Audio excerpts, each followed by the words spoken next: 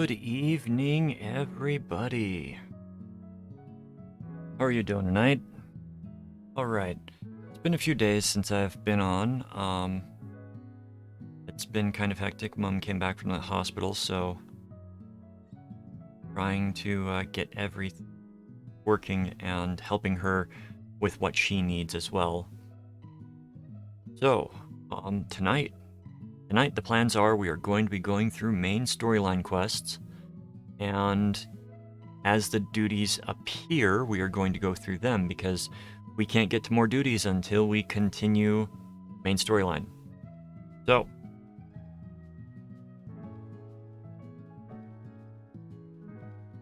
let's drop to games.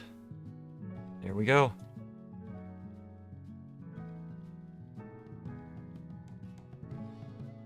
We have selected Regicide. You know the name of the king or queen being murdered? Press 1. That is a reference to a Simpsons episode. I believe it's the episode where Bart breaks his leg and repeats the stuff of the plot of Rear Window with the neighbor Flanders.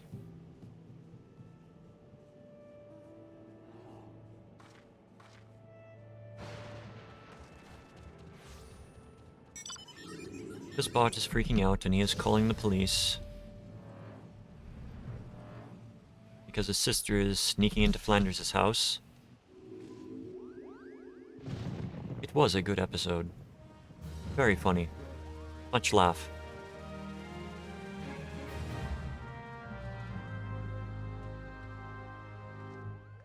I take that back. There are a few things that we can do. And I have been so busy I forgot to do stuff. Alright. So, for the extremes, I am not going to do those yet. I still need to look up the information on those fights, and I don't want to do that while on stream. The other one is the Odin fight, and I don't rightly remember that, but we did Good King Mogglmog.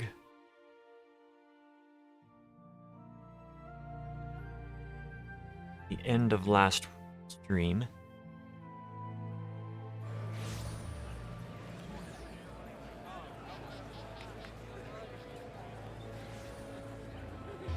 So we are going to breeze through the main story quest as fast as possible.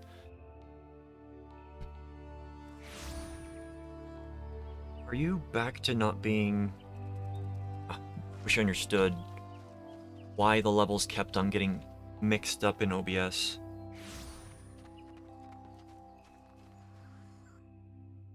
I didn't change anything. Everything's been the same.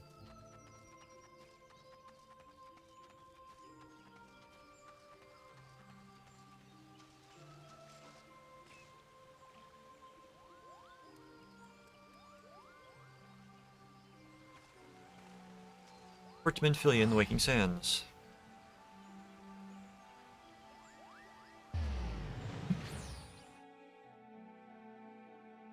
Yeah, it seems to be picking up almost every single noise that I make. And if I mess with the gate, I'm going to not pick up anything. Hey, Foregathers, welcome in. I appreciate the follow. Glad to have you here. How's your night going?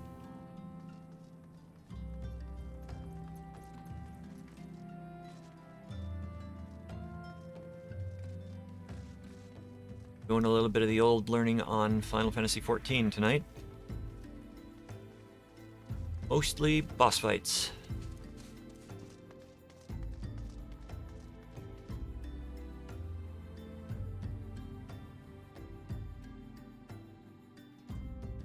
And of course wondering why broadcast software is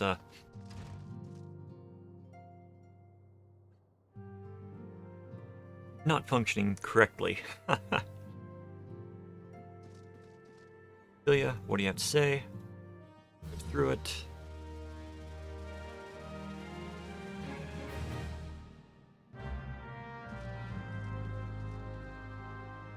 Now, if this is the first time coming in, I am not doing any of the storyline for this. I'm recommending that if you want to play the storyline, if you want to see the storyline, the game, the trial is free right now. And it is worth playing. Storyline. The trial lets you play up to level 60 and takes you through the core game and the first expansion. You get a lot, I mean a lot of content. The other thing I'm going to do is I'm going to start the Manderville quests. Manderville quests are some of my favorite in just the entirety of the game. They're side quests, they are fun, they are comedic, but they also unlock three? They unlock a few trials that are difficult but fun. So, we're going to look for White Robe Dashian, currently standing in the middle of town.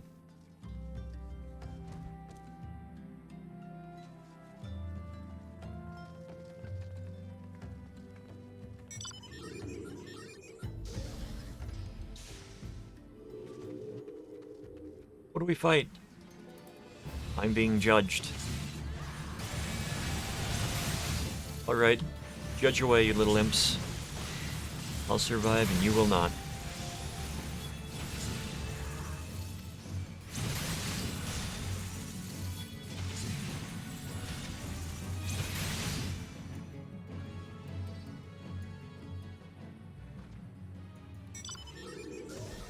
To the next combat site. Hello. Ooh, it's a big gargoyle.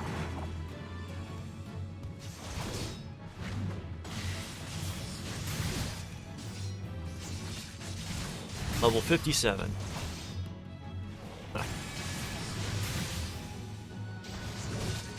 I'm gonna be like 65 by the time I finish the main story quests, I'm sure.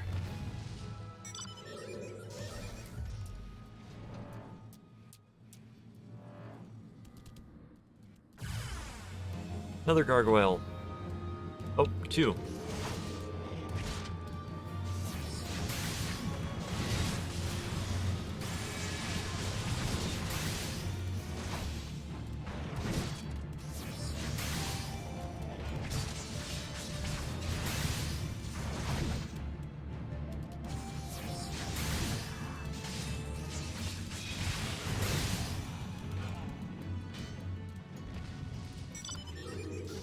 And the last one, I hope, takes me down into those caves. Here he is.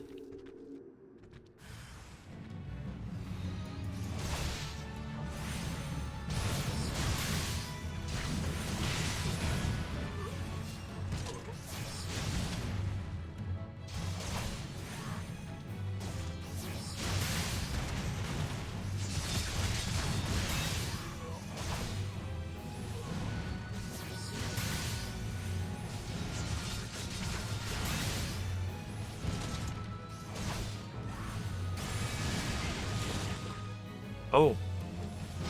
Didn't expect that.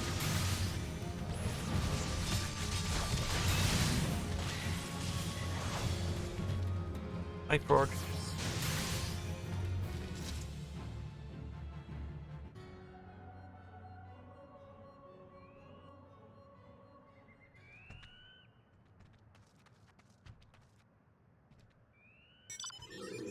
Back to the Waking Sands.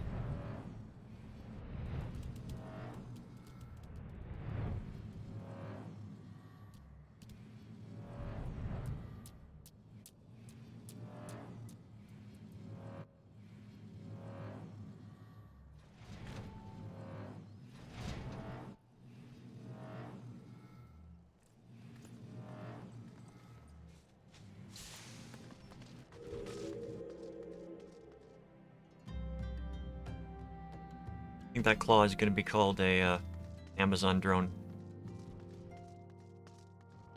because it delivers me where I want to go. But not always in the best condition.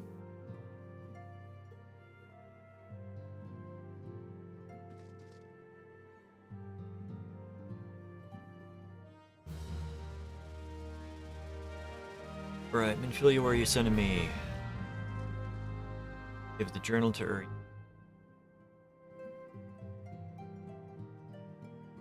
Younger. Please speak English to me.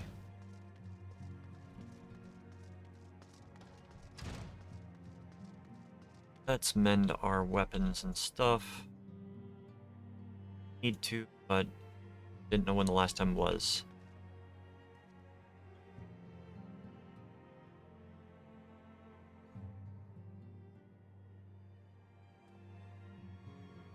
What is this? Okay, that is for Good King Moggle Extreme. That one I do remember the fight. That's actually a really fun one. I think I'd rather wait until I've got somebody else on that I can ask to come with me.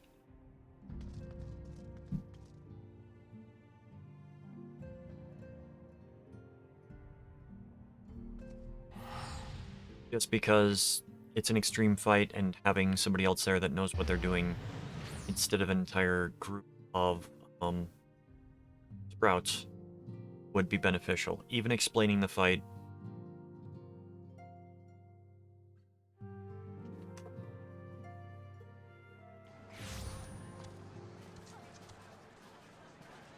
Trials are a bit more difficult. Haru!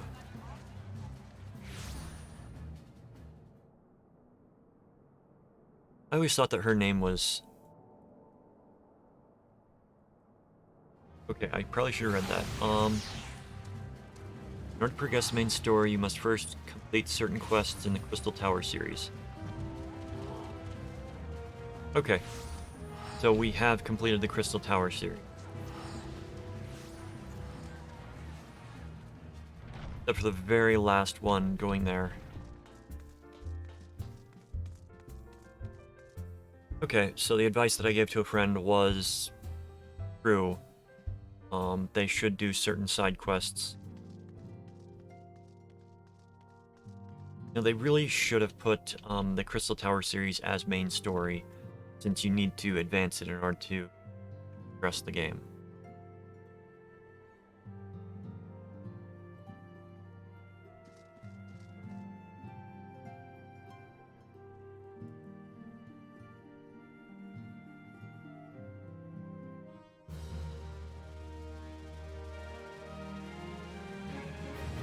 Hey.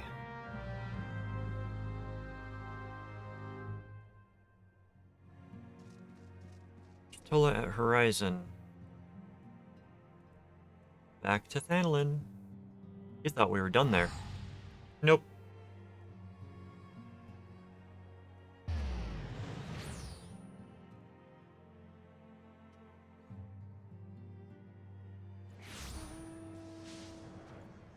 Did that pick me up or did that pick my speakers up?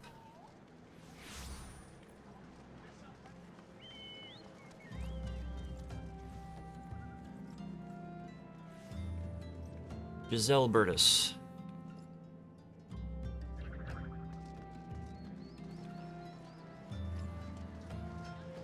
Chalupa.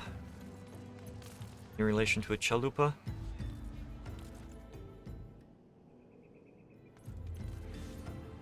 Remember, my friends, that Lalafell are emergency rations.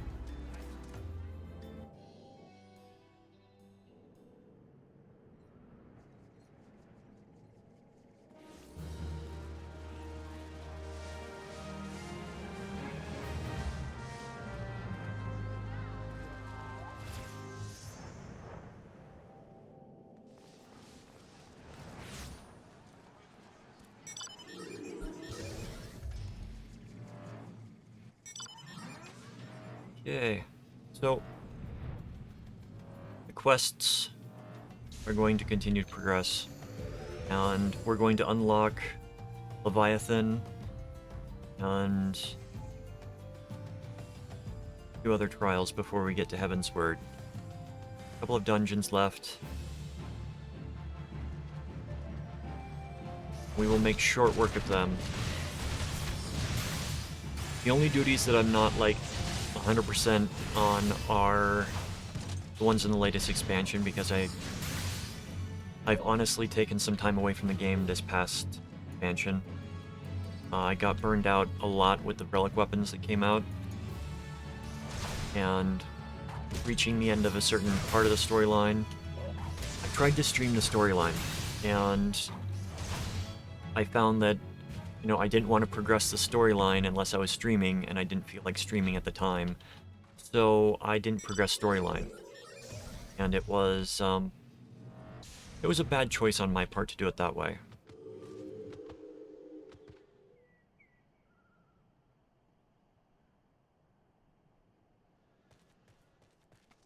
But with this, I don't need to pay attention to the storyline. They're doing this for the teaching aspect. When we get to the higher content, it's going to be interesting. I think I'm going to have to do certain content on my main character for purposes, because it would take a lot of time to get her ready for it. Get the bunny ready. Am I watching this? I can skip it.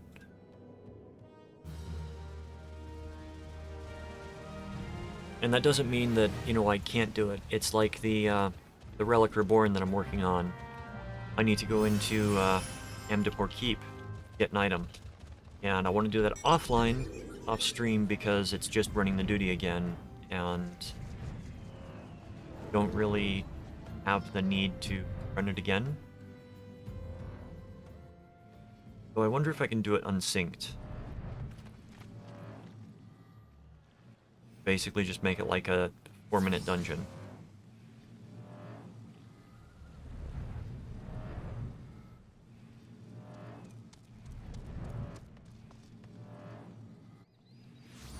The reason that I don't want to do that again on stream is, well, I could. I just wanted to try to focus on advancing things and getting more content unlocked. And I suppose that does go to unlocking new content, because we're close to the Hydra fight there.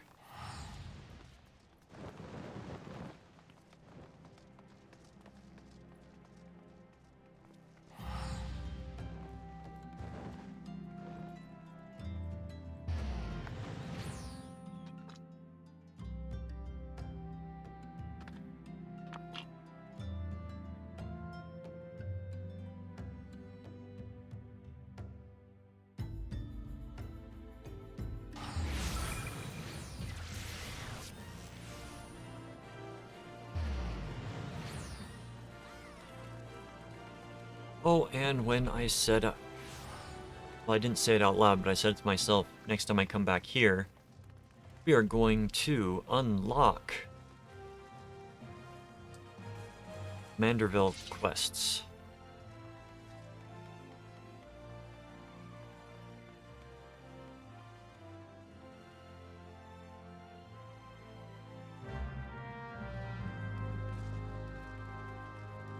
With the Manderville quests being started, that's going to unlock a couple of trials down the road as we progress through it. We're going to focus on main story at the moment.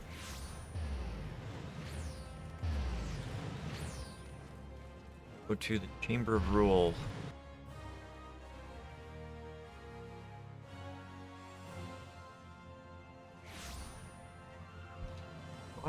Right.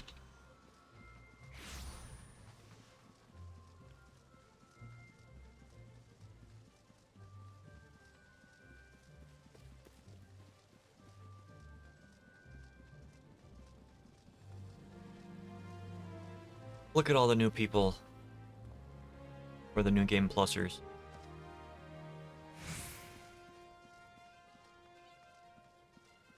Speak with Alphinaud at the Quicksand. Love to introduce Alphinaud to some Quicksand.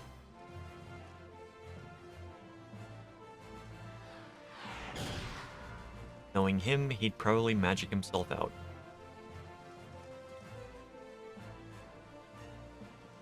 Okay. Adventurers Guild.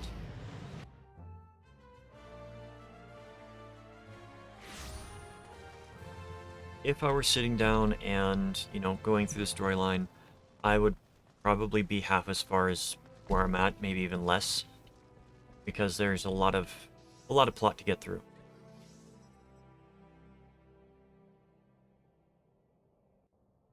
Even skipping, it seems like it's taken me a few hours to get through everything. Now, I'm gonna let you in on a little bit of trivia for this game. This character here, when she was introduced, people were just completely baffled as to what race she was. She was the precursor to what the Aura were going to be. Not spoiler, you can tell based upon just the fact she's got a scaly tail. But, sad fact, the original voice actress for the English dub, she was, doing work in England, and, her partner, murdered her and her daughter, and then fled the country. And from what I know, he is still at large. Don't know why, but yeah, the original actress for that character, for the English dub, met a very grisly fate.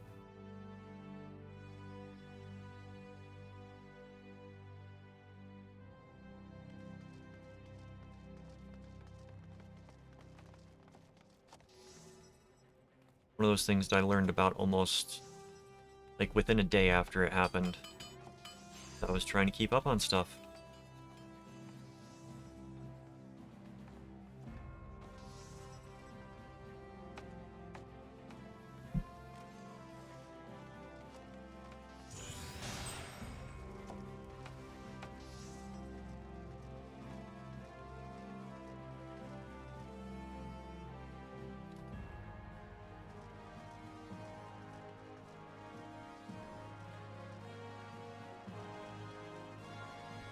Mr. Exceptional. Okay.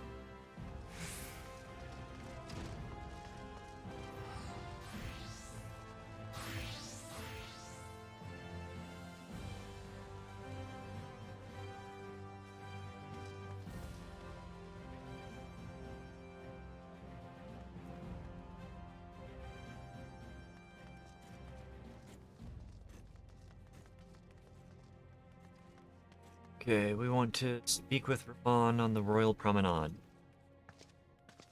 So I'm also going to say, even though I am skipping through the storyline, there are going to be spoilers that come up because you can't avoid spoilers, like Lady Yugiri showing up. And anybody watching the videos that is paying attention will definitely see certain things change.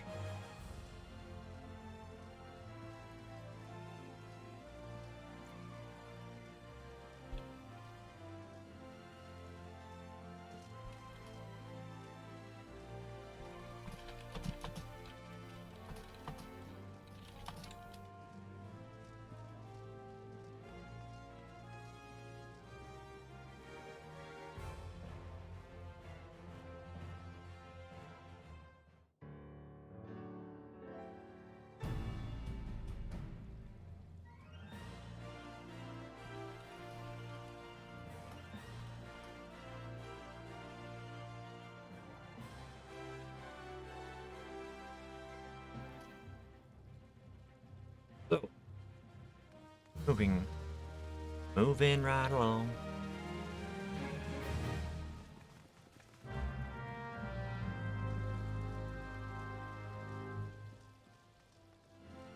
Speak with Rabon at the Hall of Flames. Okay, we're going to head to Hall of Flames, right next to the main Aetheryte.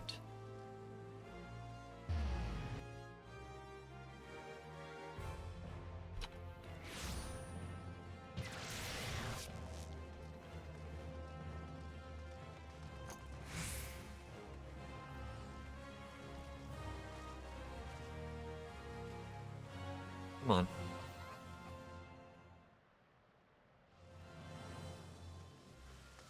Okay, where's Alphanod? Alphanod is being...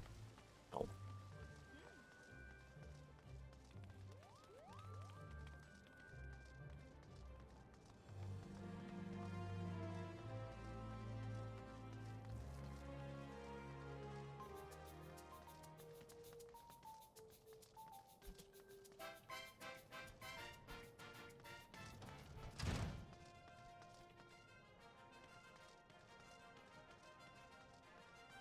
Alphanod.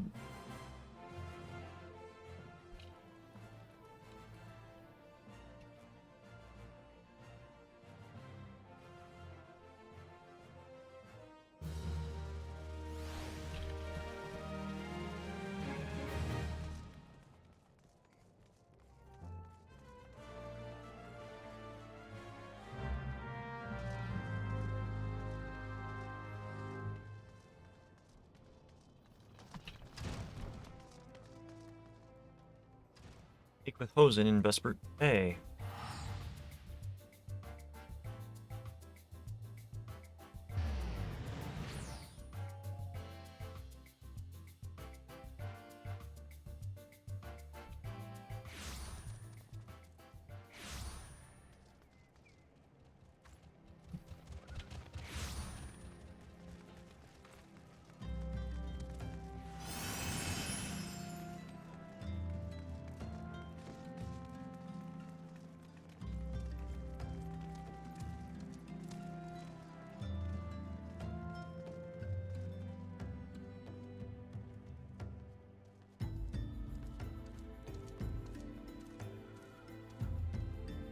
Now, if you are doing the ninja quests,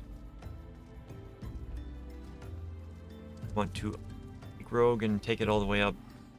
Ninja quests are related to the Yeoman. Oman.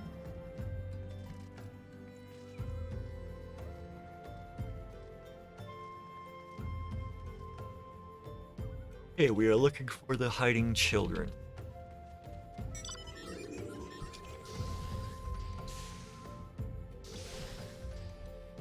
Not shown on the map. But we can find them quickly if we fly above and we're done. There's one.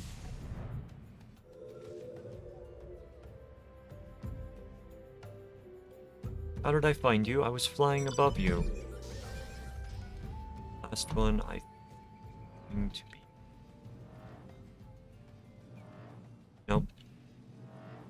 They outside the gate. I think they were outside the gate.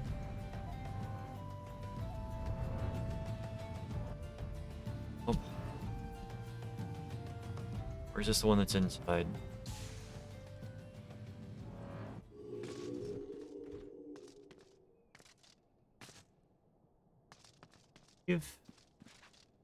Not in there.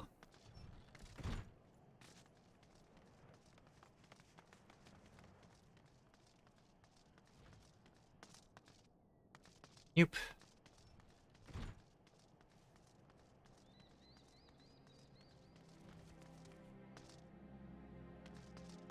Yeah, Isa.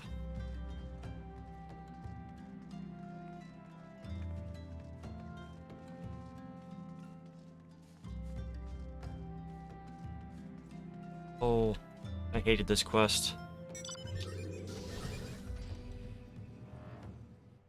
Not see the kid in any of those.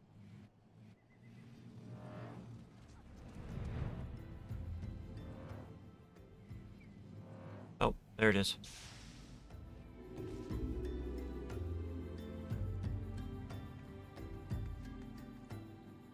Not that they were hiding well, it's that they hid the icon well.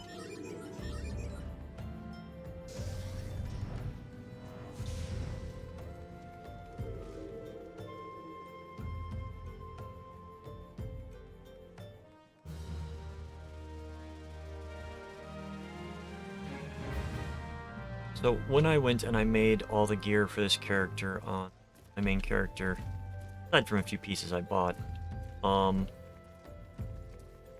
Couldn't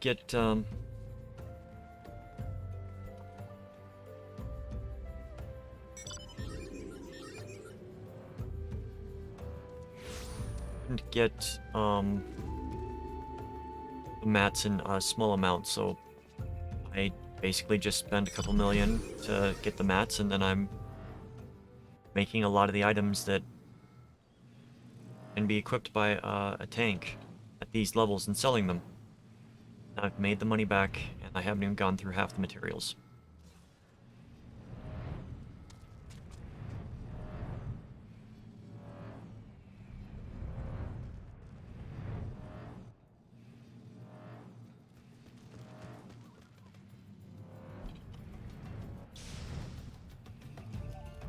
Alright, so one of my friends wants to show me a glamour.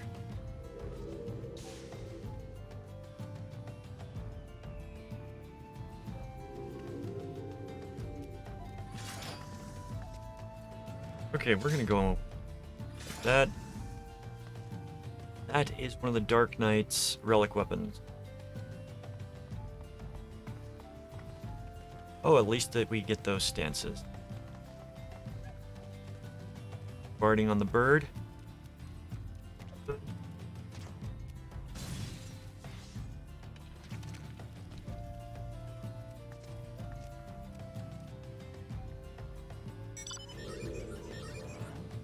That is the level 60 relic weapon completed.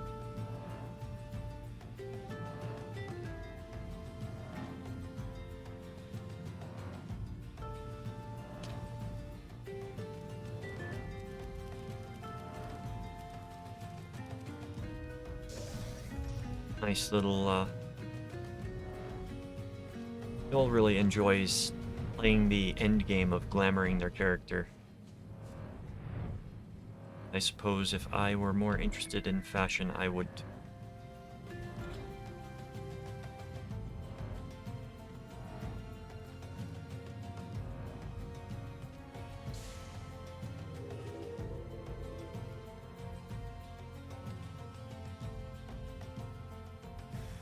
I feel an eye upon you.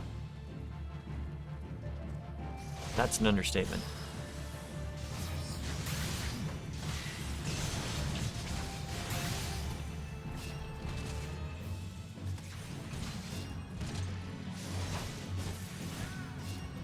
Oh, my friend Jose.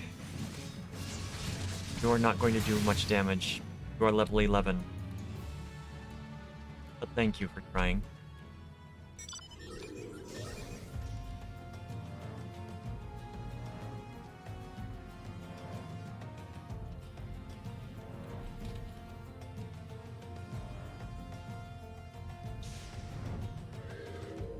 Kieran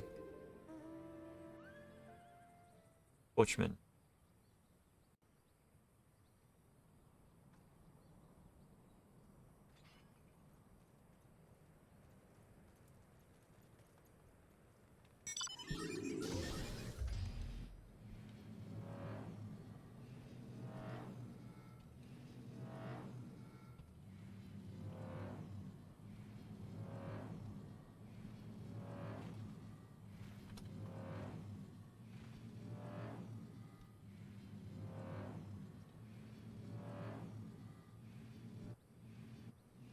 Okay, next stop. Arnold. Why? Why must we go and speak to Alphanod?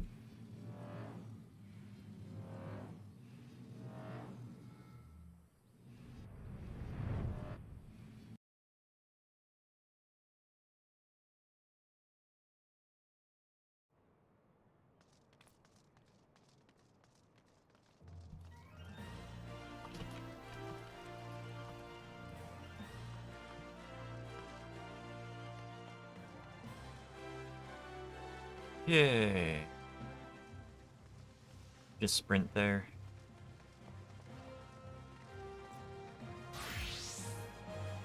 So that weapon that they had, the greatsword, that takes a lot of time to get.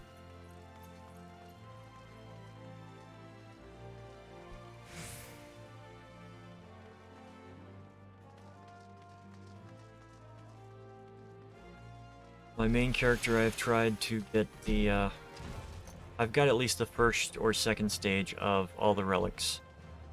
In some instances, third or fourth. For all of them. So...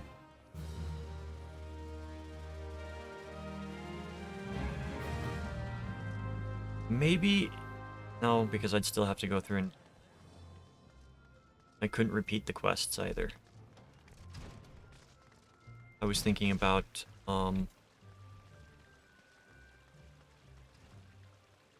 doing some of the relic weapons on my main just to get stuff known. But the full relic weapon quest will take you at least a week to get through, because you've got to farm poetics, which are a currency in the game.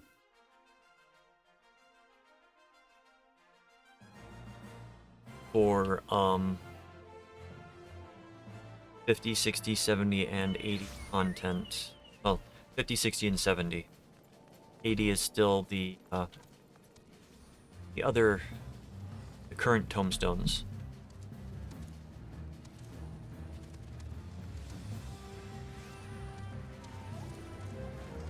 They cycle through the tombstones.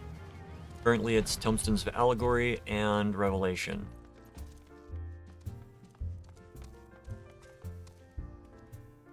And instead of, you know, changing the tombstones every expansion, or every instance in the expansion, so from 5.1 to 5.2, they usually just do it once in the expansion.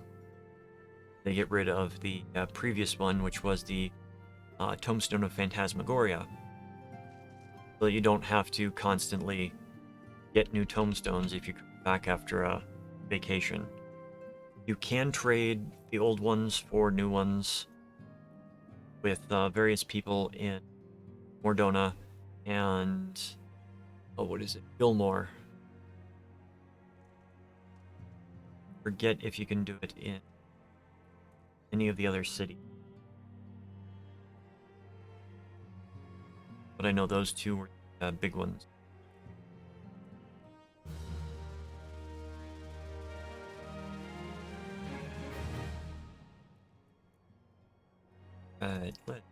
Moving forward with the item level 90 rewards. Oh, I've got to sell. I got to buy some stuff with my poetics. Capped.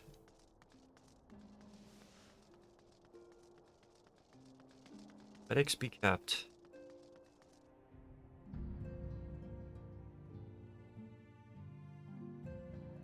Why was I dropping frames there?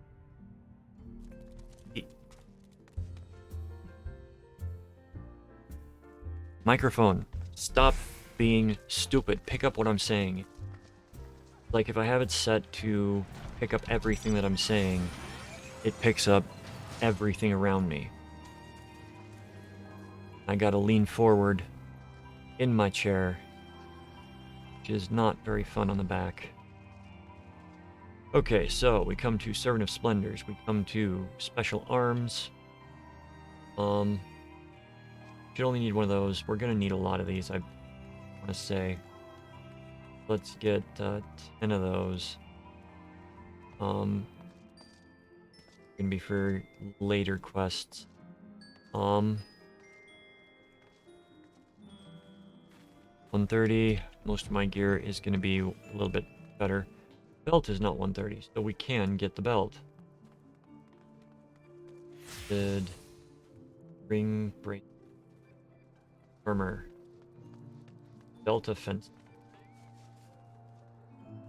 Bending. It's a little bit better. I'll take it. Accessories. Oh.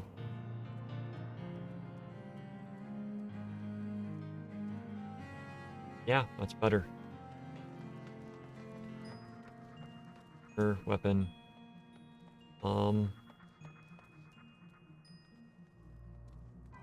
Other fledgling dodo songs. So if you're going to be trading your old tombstones, if you're coming back, you would come and do the Tombstone Exchange. And from my understanding, even if you haven't played in a few months, few years, and you've got older tombstones, they will get exchanged at a 2-to-1 ratio for each tier back it goes.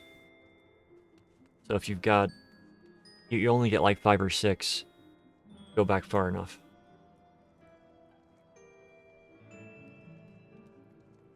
Geralt Masterworks.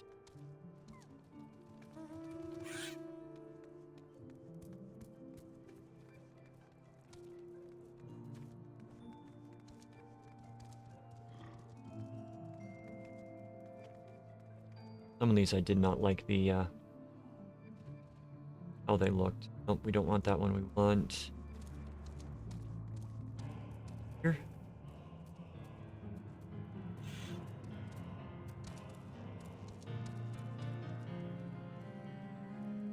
Up from token exchange. Okay.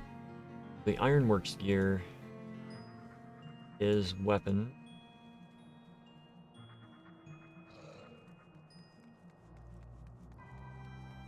They were from different.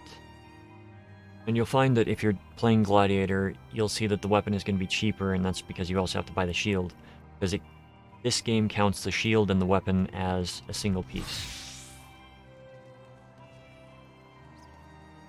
Those up here, you need to speak with Merlwib. Oh goody, oh goody, goody, goody.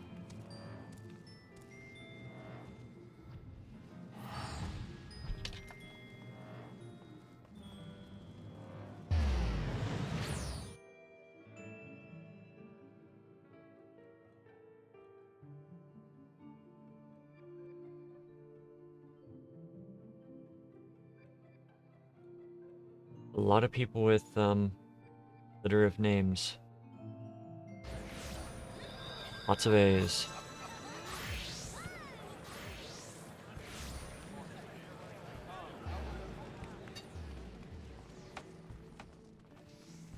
Have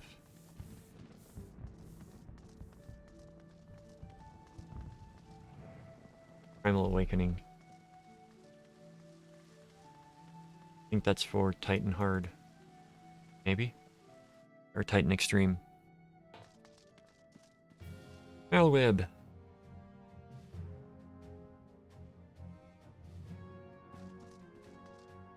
Camp Skull Valley.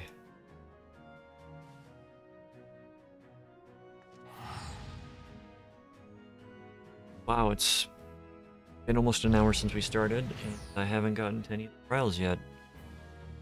That's a bit saddening, but we'll get there. Probably only gonna get 2 or 3 in tonight. We'll see. I will try to get the others readied as well. Oh yes.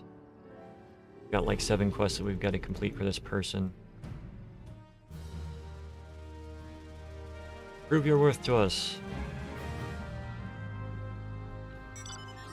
I don't care if you are the champion of the lands. You've got to go and prove your worth to us. To me specifically.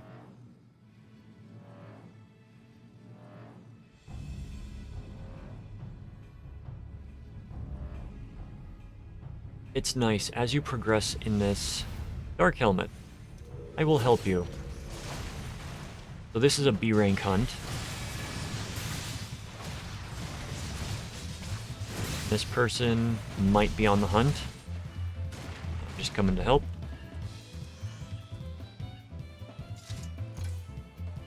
Makes it go a lot faster. Nope.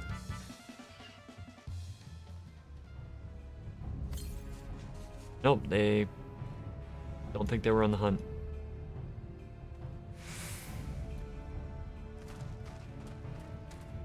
Find the missing mounts in the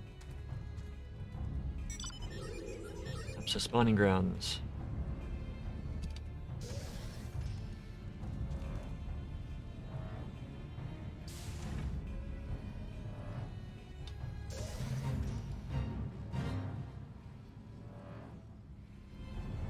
one of the quests. I remember coming over here and just having to deal with everything that was here.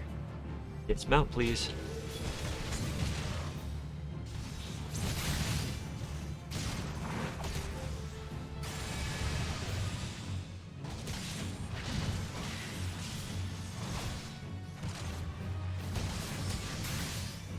It's one thing you'll find when you are flying around and doing stuff while flying. If you're not on the ground, you won't dismount. You click your mount. Best bet is the default binding, I think, is Z, which will just like have you start descending completely until you hit the ground. So go here, press Z, drop back down. I don't want to fly through your tunnels, I want to go above them. Above the tunnels. But Leviathan should be our next target. Leviathan is such a fun fight. The extreme fight is even more fun because more chance for death. You gotta do the mechanics properly or you get yeeted into the ocean. And it's one of those fights where once you're in the ocean, you don't come back until the raid resets.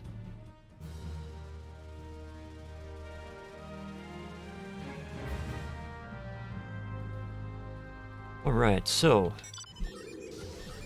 we are going back in here. Spawning grounds this time.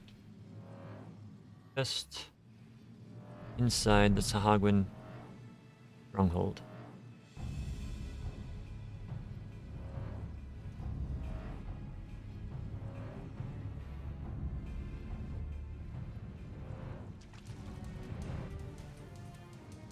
I can honestly tell you that I spent days in these places, so there were no other high-level zones you could go to. So it was any place that you had Ugamoro Crater or Ugamoro Mines, the spawning grounds, Mordona, Orthus, Western Highlands, and what was it? South Shroud? No, not South. Black Shroud doesn't really have. Yeah, I think South Shroud was the closest.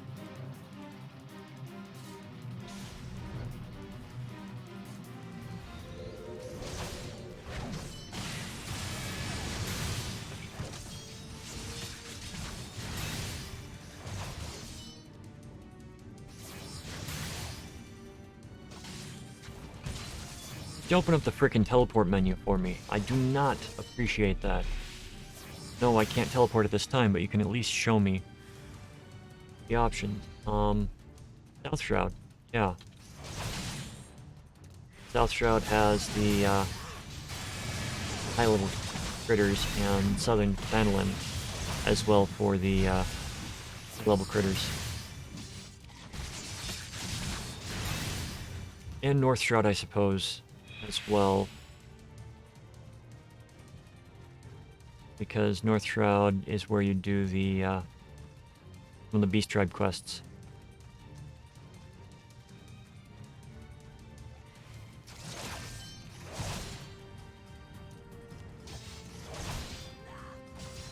You guys are gonna have to all come after me.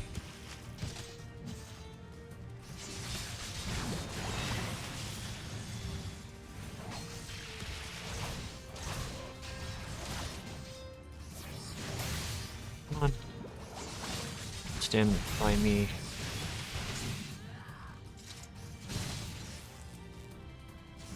I thought you were funny. Having a skill.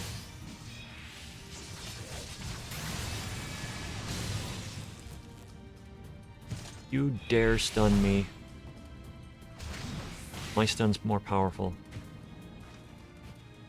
Okay.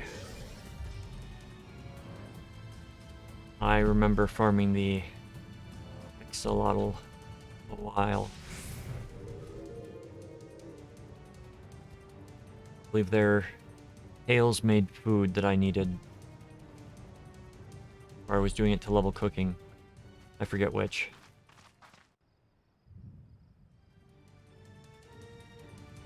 There weren't as many options to level.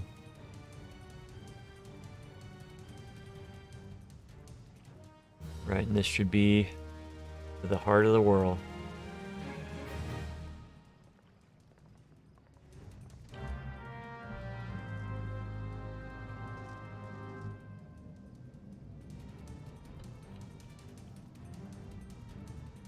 Back to Limsa.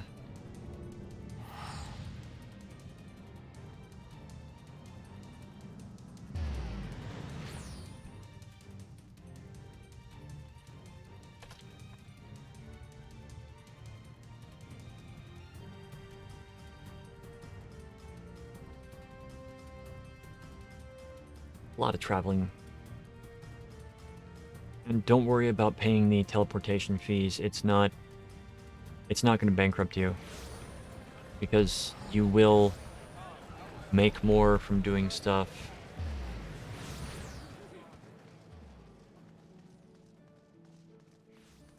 You'll make more money from doing stuff with quests and duties and whatnot to be bothered with the teleportation fees. So, I know money might seem like it's scarce early on, but just keep doing quests and keep moving forward. There used to be a...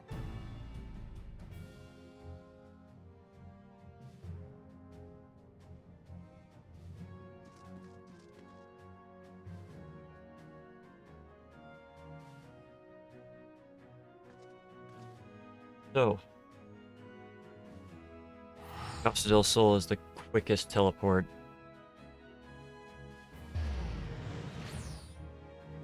And you'll find that out. Sometimes the quickest teleport is going to be the next place over. Like, it's not really an issue for many zones these days because with flying mounts you can get anywhere relatively quickly. And I can still get an item that will make me move faster here. Pretty sure. Travel, mount speed? Yeah. I've got basic speed in these places, but you can buy maps after completing hunts that will speed up how fast you move in certain places. And it's designed to be a side addition based upon... You have to complete the... Oh, excuse me. You have to complete the content for that expansion or what have you. Morby Dry Docks. Not going to run that way. We're just going to teleport. So, like, if I went and completed the prerequisites to start doing hunts, I could do hunts, which would give me experience. It would give me allied seals and light seals. It would be under other, I think. But once I earned enough, I would go to the Flames Outpost in Ul'dah and exchange the seals for various items, including weapons, including barding, and some mounts and some minions. But then you... There we go.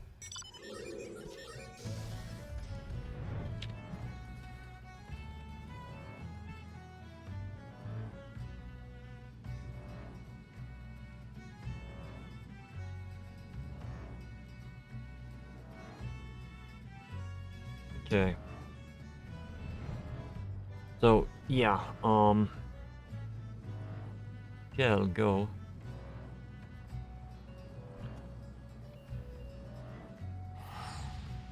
I shall show you what I am talking about with the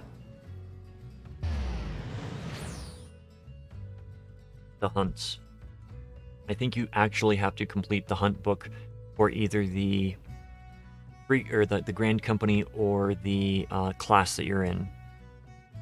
I think the Grand Company is the one that you need to complete in order to be able to access the hunts for the level 50 areas. I have never not... I mean, I finished the hunts as soon as I could because it was... I mean, you get a lot of seals for completing it, and you needed the seals to buy stuff. I think I talked with Swift. Oh.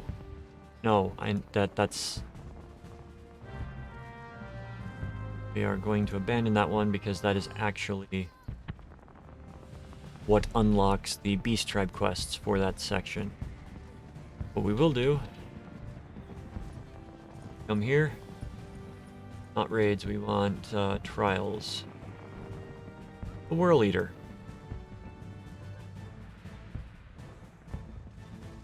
And I will talk you through this fight as I have every single fight before. While we're waiting, we're going to go and initiate some of the Manderville quests.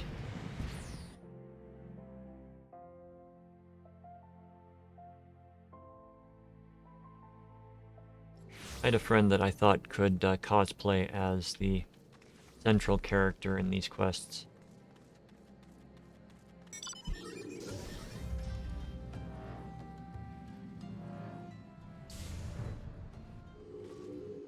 Okay. Once you hit 50, a lot of quests unlock. Once you complete the first stage of the main story quest, a lot more quests unlocked. To Southern Thanalan. There's the Gold Saucer. You haven't been there yet.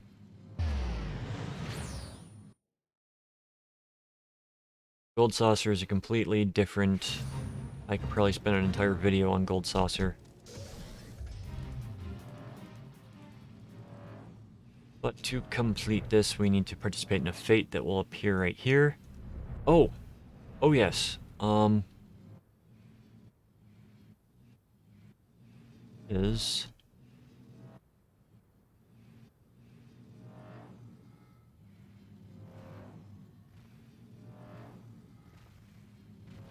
Get where that gatekeeper takes you. Oh, takes you up here. So there... If you want to bypass going through Zanrak, you want to come and go through the Red Labyrinth, come to this gatekeeper, which brings you here, which allows you to get here without having to run through level 50 territory. Here we go. Level sync. Oh, this is much easier than it used to be. I keep saying that, and it continues to be true. Hopefully the World Leader won't pop. That was my bad. Force of habit to use all skills. I smacked something in AoE that I didn't want to smack. But good, somebody else is here doing the same quest. So we shall kill the zombies. Be done with this place before the queue pops. Or not. Okay, we're gonna...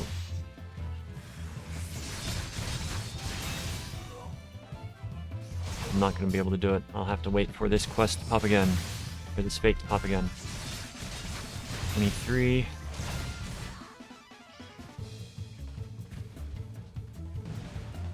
$20.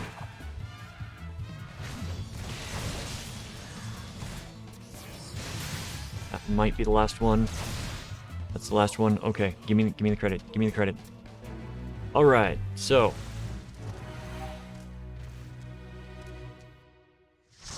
the World Eater, hard. Enjoy.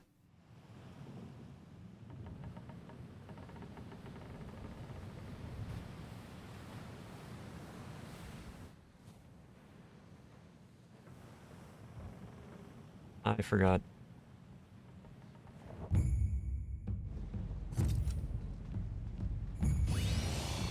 Alright, Leviathan. This boss has to be tanked by 2 tanks. The head has to be tanked, and the tail has to be tanked.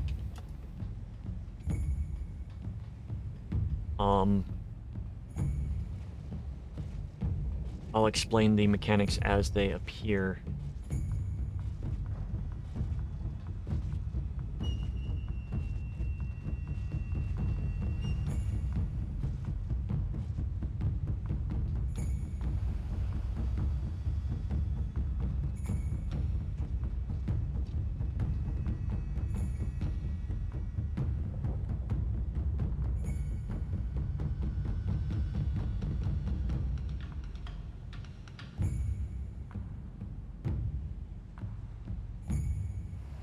We're just waiting for one of the healers and the other tank.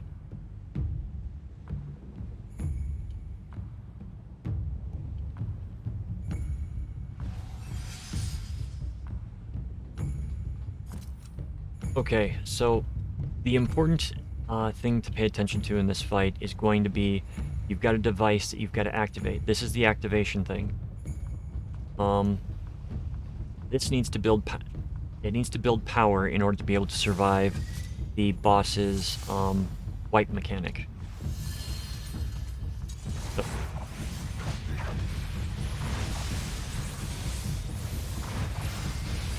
I'm gonna sit here, I'm gonna spam my my skill.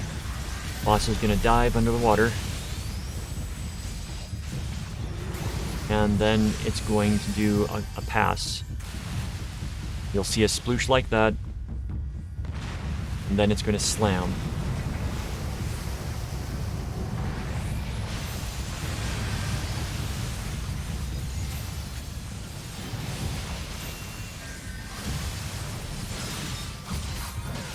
You've got the tail right behind.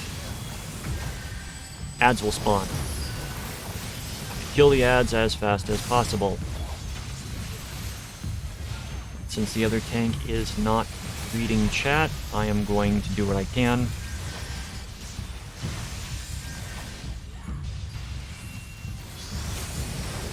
I am going to take the tail.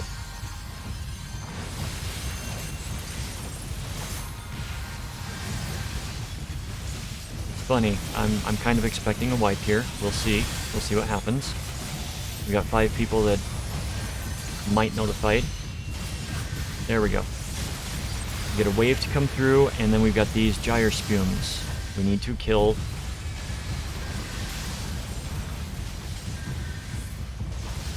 Need to kill these. Because these are draining the energy from the conversion.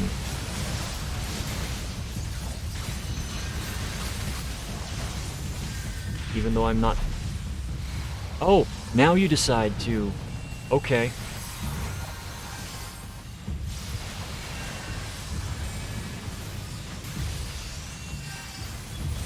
Oh. Yes, this is going to be a wipe. We have no power?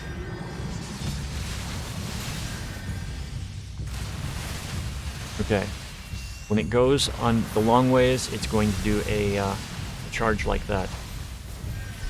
Okay. It's going to pop up and it's going to slam. We want to kill the spumes. Because with the... There we go. Oh. Yep. We do not have enough power to protect ourselves. And it went off too late. Yep. Okay. And I'm gonna go through all that again.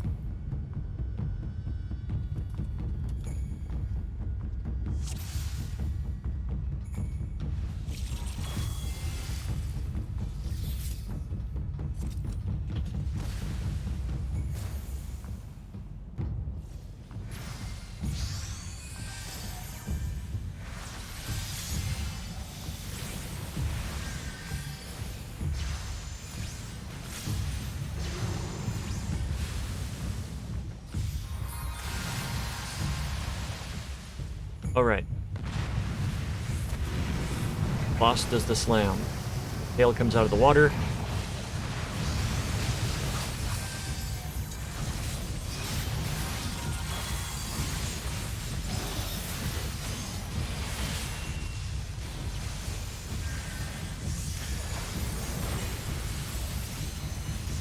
The Sahagwin.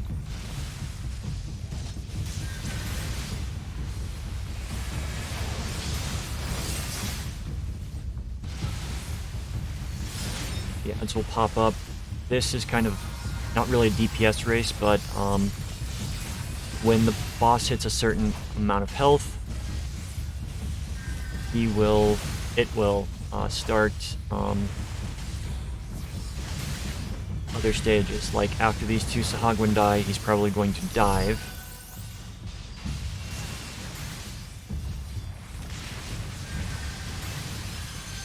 Healers will need to not stack on each other because they will both be targeted with a AoE. Healers should not be standing on anybody, basically. So, the gyre spumes are going. We're down to about 59%. Okay, we have enough now. Now it is just... crap.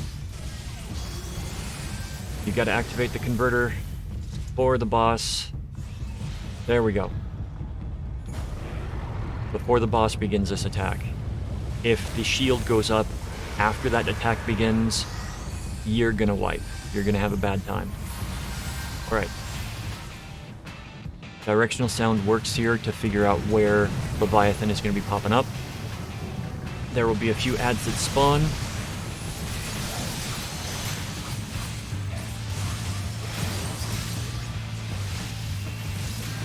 The ads that spawn here will lay down crap on the deck and cause people to run away in fear.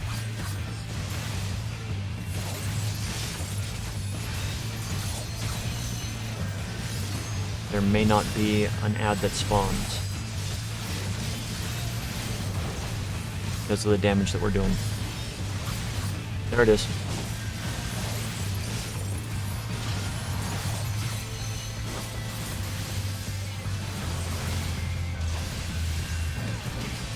So, that gets dispatched quickly, and that's going to be a kill.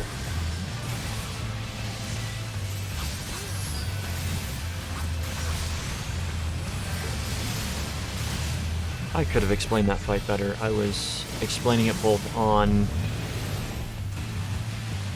in-game and out. So, watch for the dives so that you can avoid those. Watch for the plume over there, and then run to the opposite side. In the extreme mode of this, there's not going to be any wall. You don't get saved by the railing.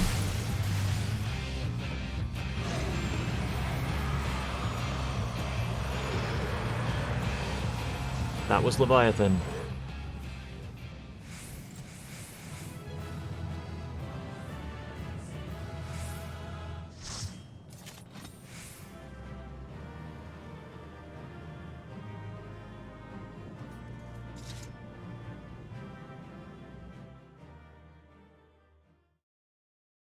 I apologize, because it can get trying to type out orders while trying to talk as well. I'm not as talented at doing something like that as some people. I can definitely have multiple conversations in text at the same time, but, you know, doing them simultaneously, verbal and written, are difficult for me. I wouldn't make a good stenographer. Because listening and typing, I can try to keep up, but most people will talk faster than I can type, and I can type pretty darn fast. But I will also correct my mistakes and not do shorthand.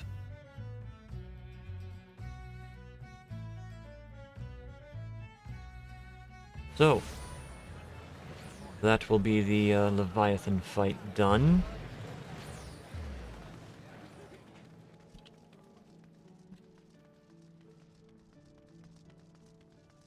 Leviathan or Levy for short.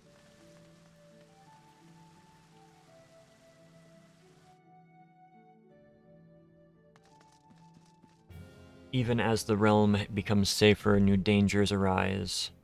Wheelomin's not.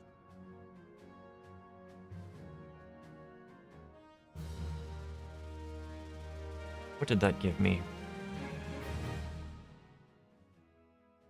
Durability draft.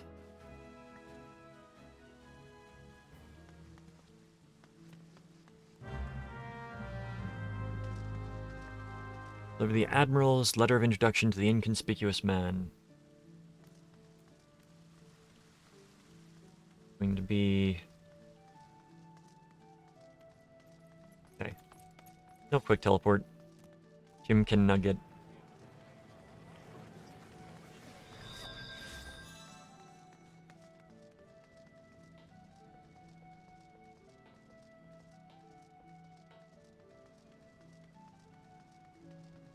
Ah.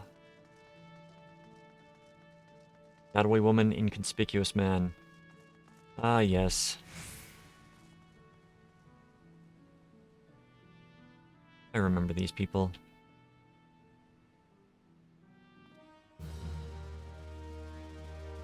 Level 90 weapon coffer. I can sell the weapons. I can't sell those weapons. Break blade.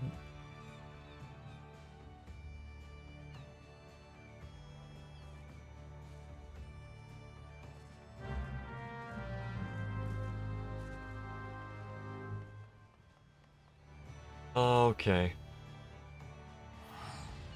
We're coming to the part in the storyline that I really, really hated when I played through it. And I mean, it made me angry.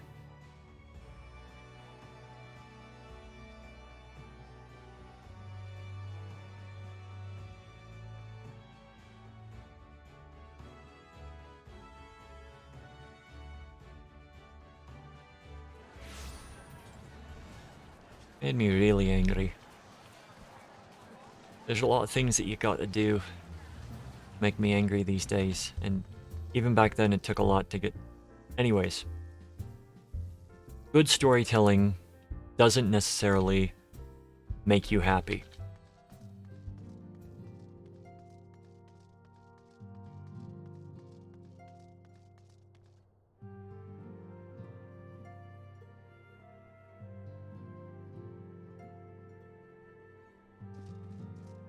Minfilia. That was a very interesting thing you had to say there, Minfilia.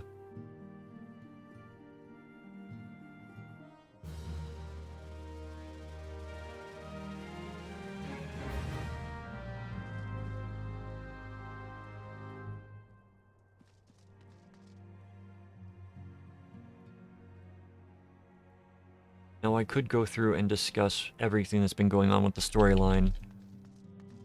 I want you to play the game. I sincerely want you to play and enjoy the game. I know there are going to be other streamers out there, other videos that you can watch to experience the storyline, to read it and everything like that. I just want to teach. Search for Alphanod and Ulda.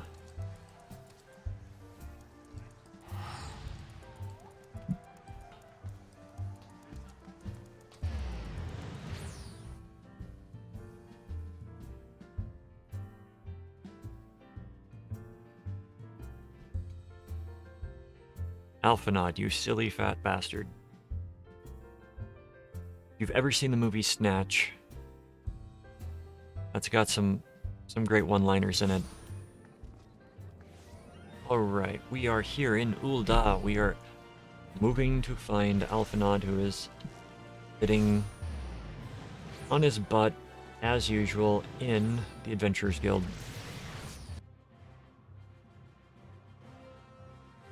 To be fair, Alphanod is like, I want to say 12 or 13, maybe 14 at the oldest.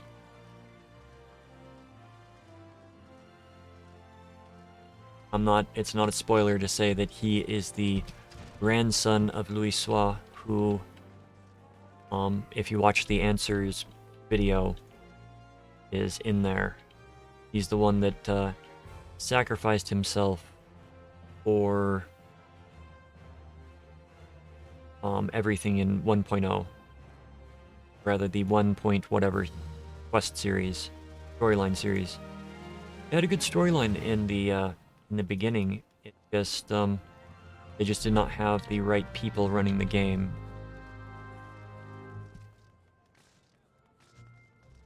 Because they outsource things, and you don't really want to outsource a game this big.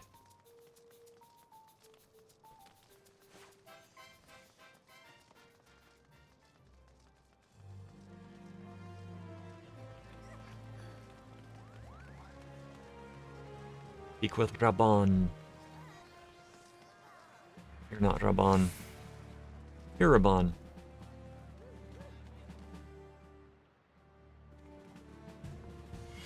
Speak with Swift. Okay, Swift.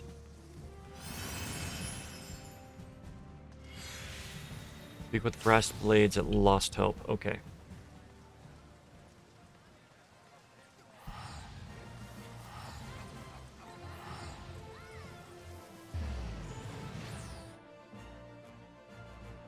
You know, a lot of Final Fantasy games, a lot of the NPCs or the playable characters even, you kind of, they can be forgotten about. I know Final Fantasy VI had so many characters that you could recruit all of them and not remember who's in your party. And from my standpoint, a character like Locke was extremely forgettable. But others remember him, but don't remember like Gao or Umaro or pretty much you can remember or forget a lot of the characters.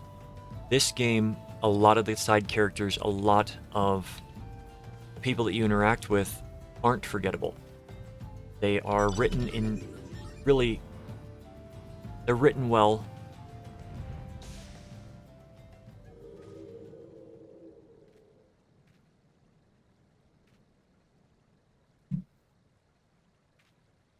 And even 2 expansions later, you're wondering what happened to this character. Why are they not active in the story? And then the expansion after it, oh, they're back. It's like Alphinaud and his sister Alice. I really didn't... Alice did not feature into the main story quest at all, and I was curious, where is she? What is that character doing? Because she appears like a handful of times, and honestly, I much rather would have dealt with her than Alphinaud. Of the two of them, she is definitely the superior sibling.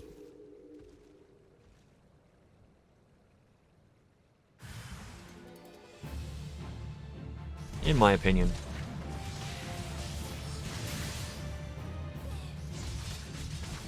But, yeah, spoiler, Alice does not feature into the main story quest in the 2.x storyline. A few times, but not enough to really leave a lasting impression. He does feature a lot later, and it's at times really nice, and at other times kind of... He's got some storylines that are sad. Yay. More of you.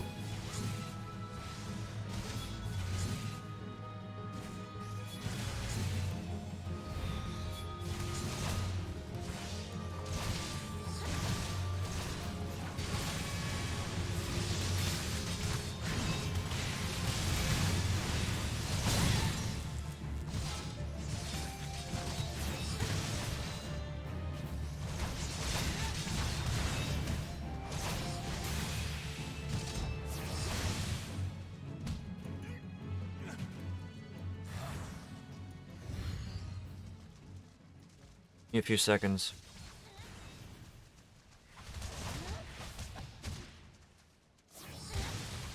Thought I had a runny nose, but turns out nosebleed.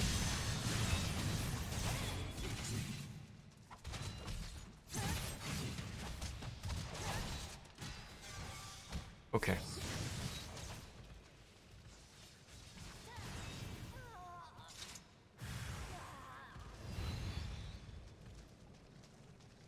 Yes, I beat your friends like they were nothing.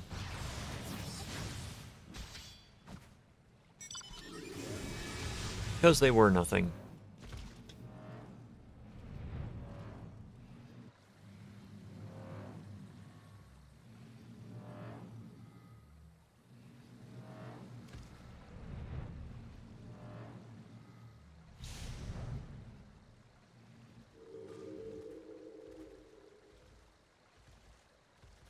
Okay.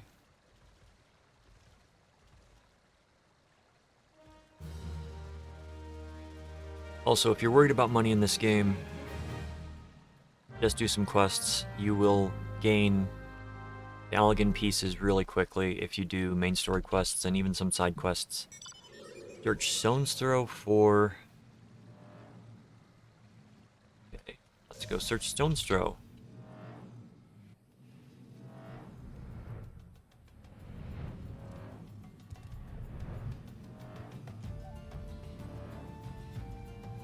Yeah, I had plans to do Far Cry last night, but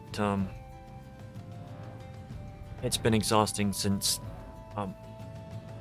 Mom came back, and trying to get everything taken care of for her to make sure that she's able to function and she doesn't need the help.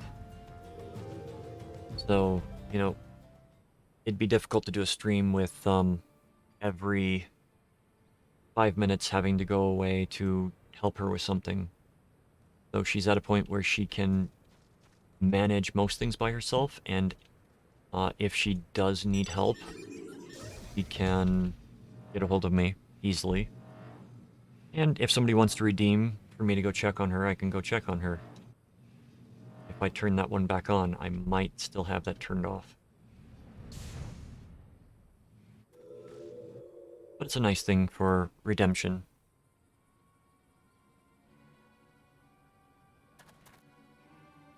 Gotta take care of people in your life. That's what I am trying to do.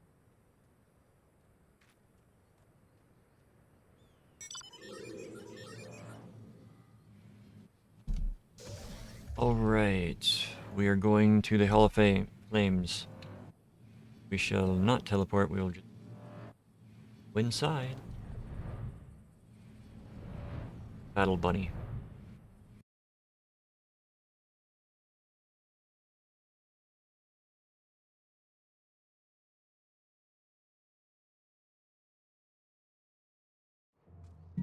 Okay. Cannot mount in here.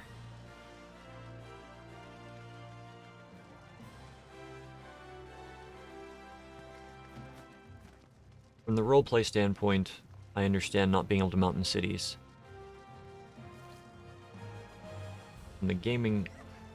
Well... I remember... being able to mount everywhere in World of Warcraft. And it really just... You had people that would, you know, AFK sitting on top of an NPC. Like, right here you'd have people in, like, Behemoth mount just sitting on the NPC to prevent people from interacting with them. And it was always NPCs that, you know, people needed to interact with. So I'm rather grateful that that's not a thing that we can have happen here. As it is, you can still have so many people stacked on the NPC that the NPC doesn't spawn. And I think that the game designers should definitely offer, or should prioritize NPCs in areas over player characters, especially in quest-giving areas.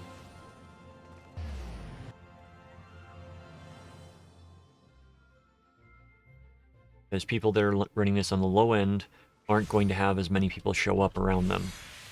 And one of the reasons that I bring this up is there are occasionally going to be fates that you get involved with, like Odin or Behemoth or Ixion, that you will have more people there than your machine can display. And it's based on distance. So if I move away from that group, gradually characters there would start disappearing if there were more people back here. And it's an issue because when you are in a fight like that, you'll drop target because the enemy that you're fighting will be despawned in lieu of the PCs that are around you.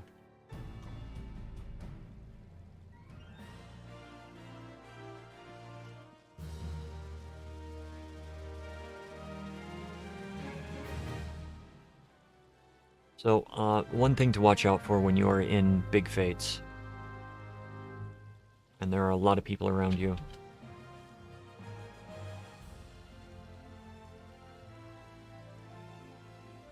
Back to Mordona. Now see, I've been teleporting everywhere, and I'm already up 15k.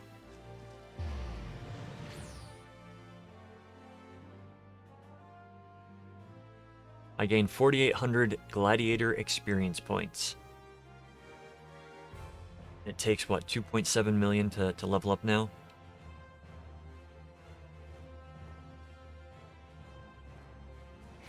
That is a long transition. Almost 3 million to level up at this point.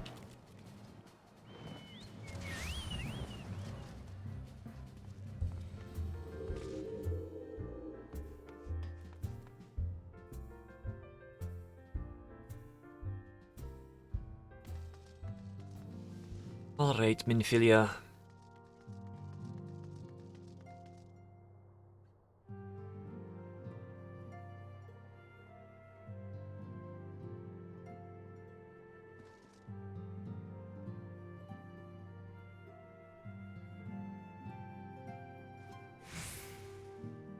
Checking a few things. Sorry, folks.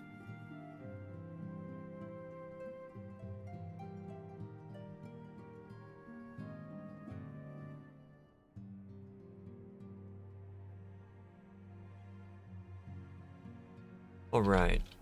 Sorry about that. Had to check a few things with stream elements. Now, microphone, are you going to continuously, like, cut me off? Still?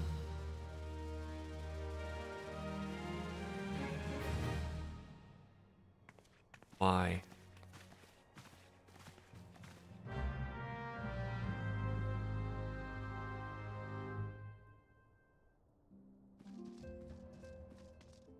Speak with, Orsai Elia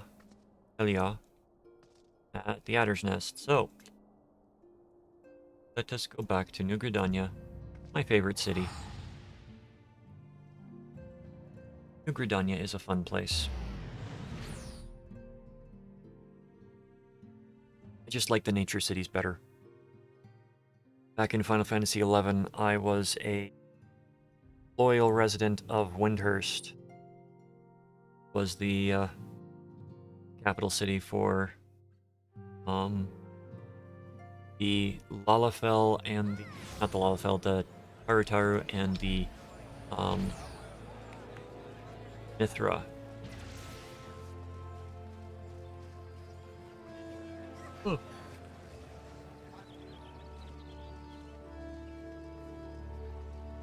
And then what is it? Andy Andoria, I think, is the one that was for the Elvan, and Bastok was the Hume and the Galka.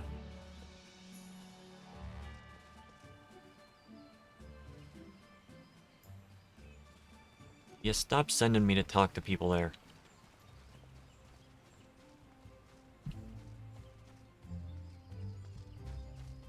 I find it funny that, you know, in the quest, in the early quests, you just get sent to talk to the leaders.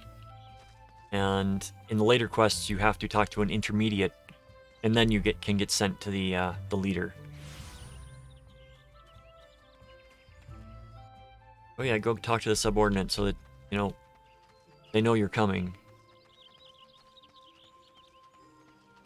Well, I'm not the first one here, so clearly they knew I was coming. Sire.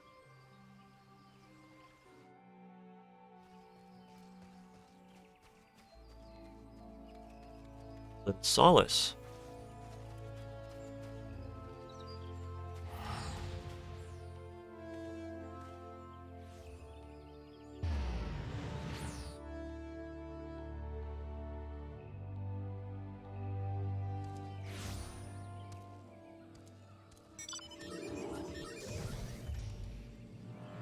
Little Solace where the wonderful Sylph live.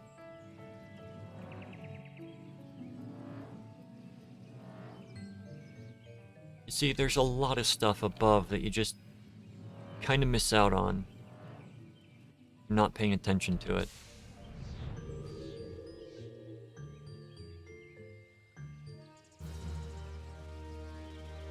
Oh! Well. Let me skip this.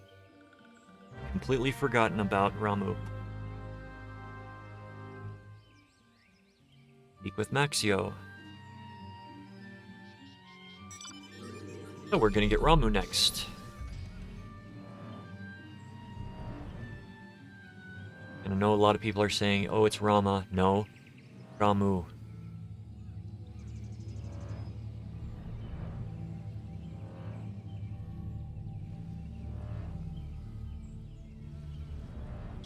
It's like having a steak that is lightly seared on either side. Ramu.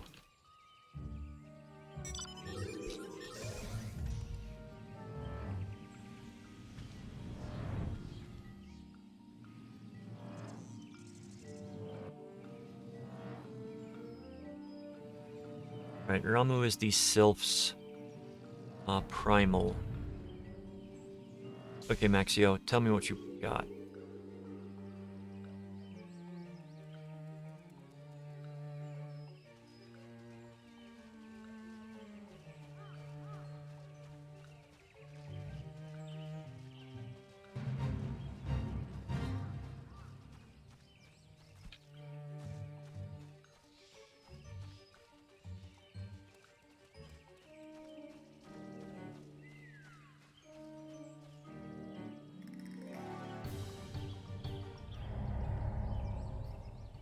I didn't fail the fate, I just didn't participate. Search for the Scions.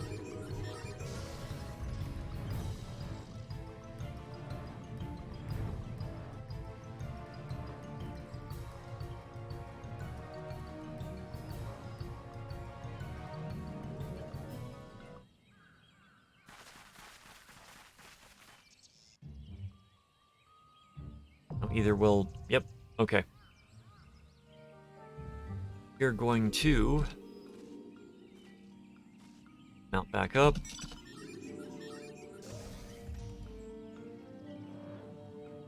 Going to go for the Striking Tree hard. We're going. Rise and Fall of Gentlemen.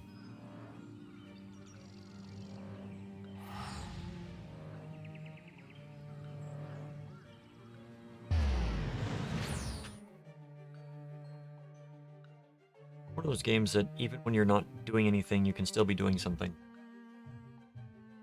So much side quests.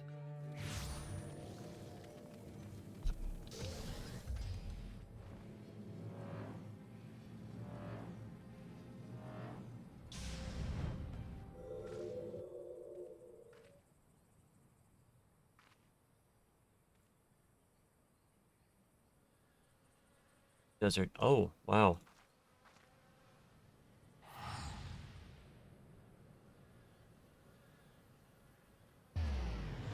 I think I will take a short break after Striking Tree.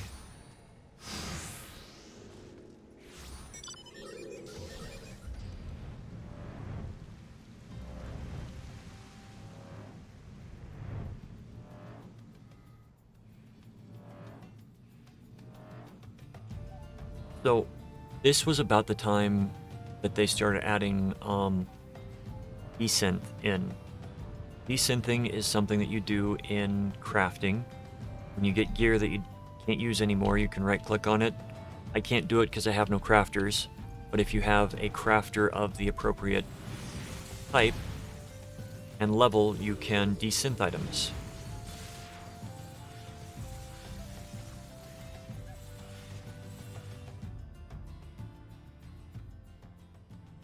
And the desynthing previously would, okay.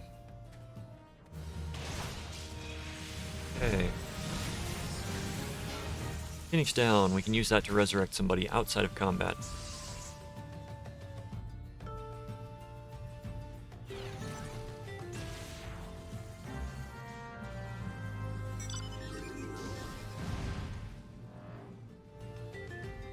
So, one of the reasons I bring that up right now is because in fights against certain bosses like Ramu, Ifrit, the Primals, you could desynth the item and get an essence, basically, that could be used to forge a tradable version of that weapon, but with more sparkles on it, I guess you could say.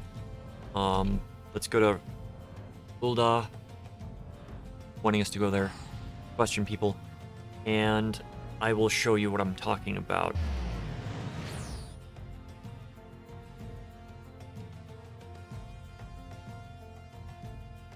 So the basic ones that you would get from like Good King Mogelmog or Garuda, they would not be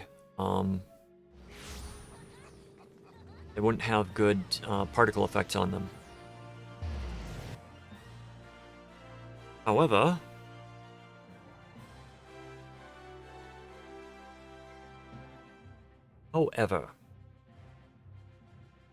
when we zone in, we immediately report a gold seller.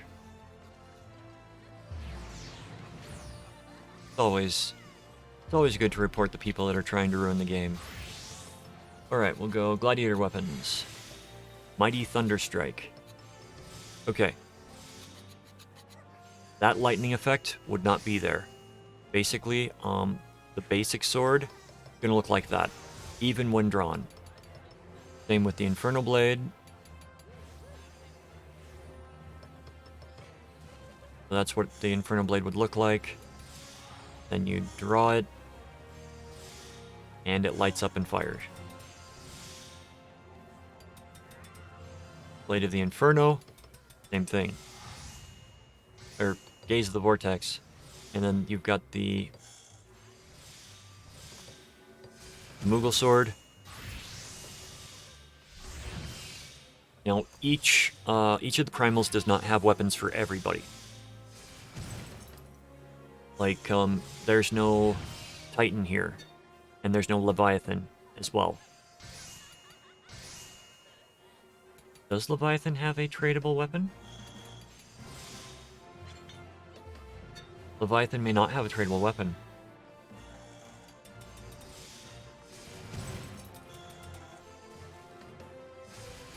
Take this to level 60 Gladiator arms.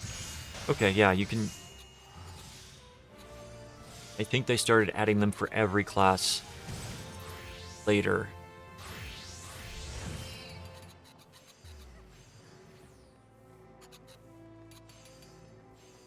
I like that one. Because sheathed, it just looks like a giant coffin. That one's nice as well. Blade of the Goddess. What's the Blade of the Goddess? I don't remember that one.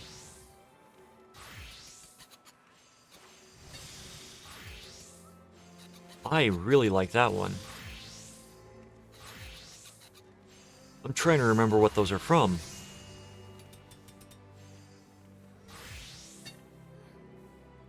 Well, I can remember later.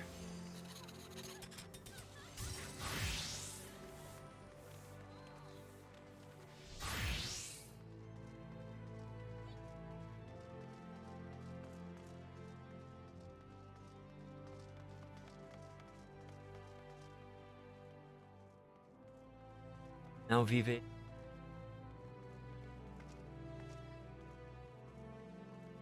See if healer actually paying attention. Striking tree. Hard. Much as I want to watch this, it is storyline.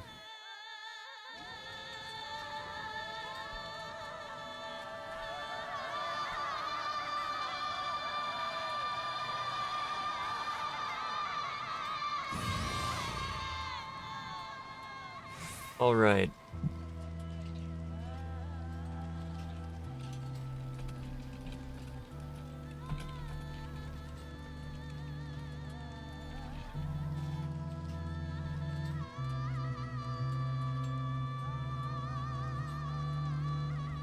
So Ramu has a similar thing with a lot of them.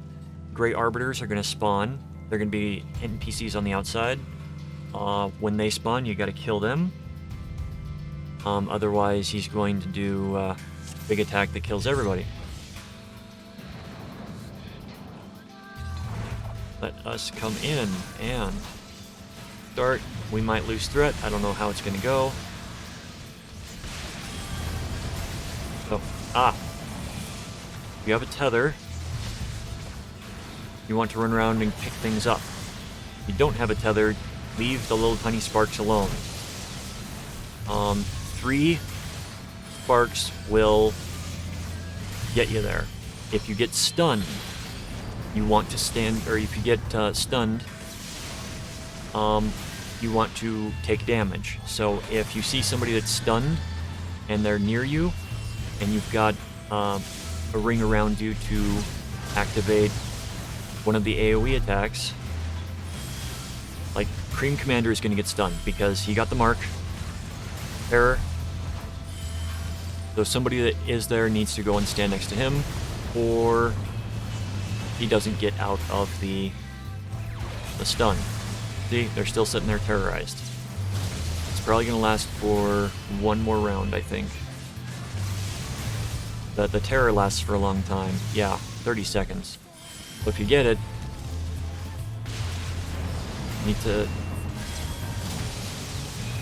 you need to move on to somebody that's stunned.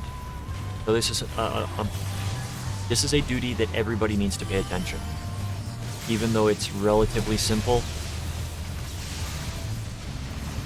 Okay, Yadric Odenkar is going to be next. Terrorized. Gray Arbiter's up.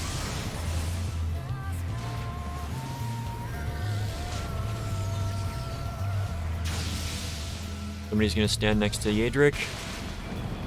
And they did not stand next to Yadric.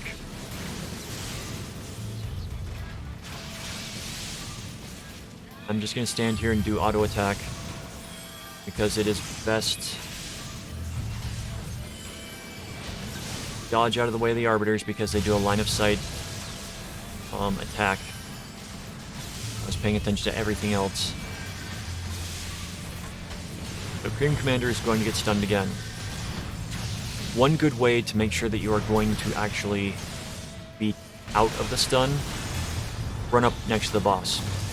Because the boss will do an AoE.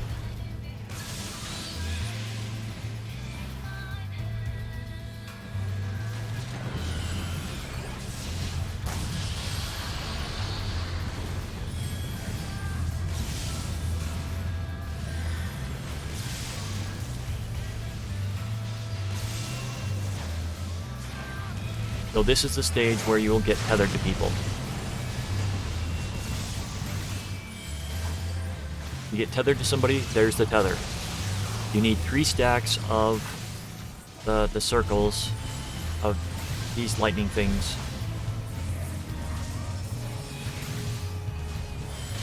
In order to break it, or you are going to die because you are tethered with somebody.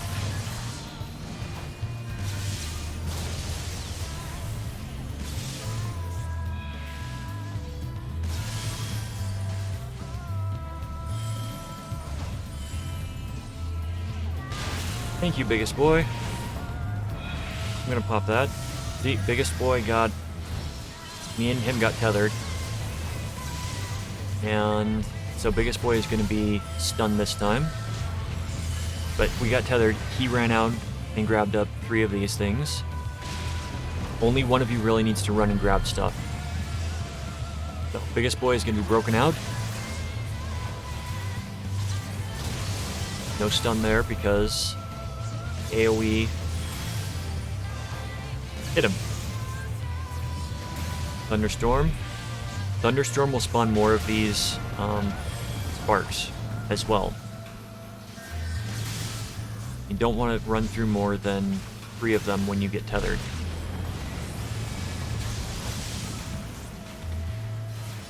More arbiters are up.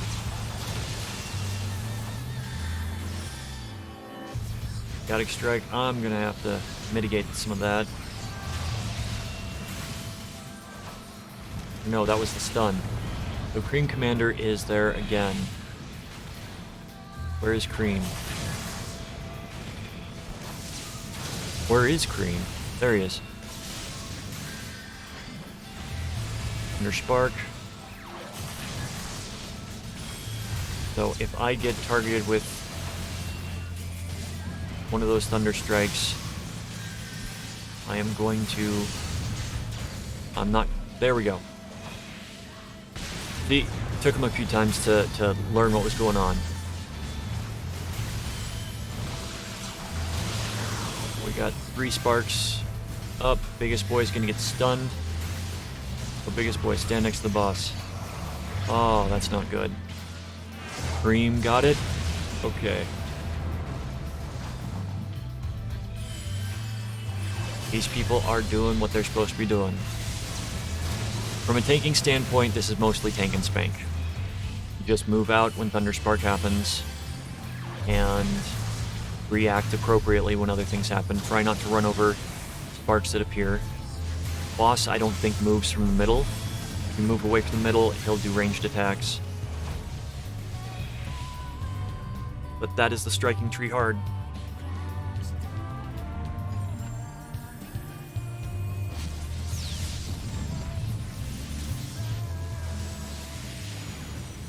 That's Ramu defeated. And he does not have any weapons. Cream was doing their best. They got stunned way too many times.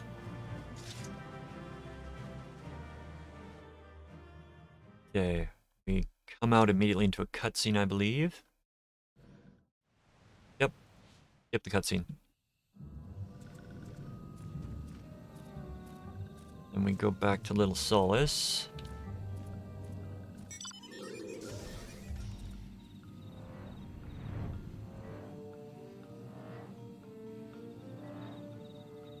The Sylphlines are really fun.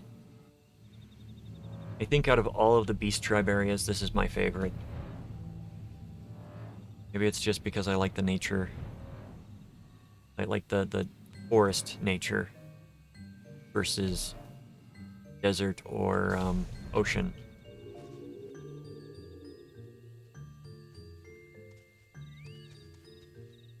Sweet.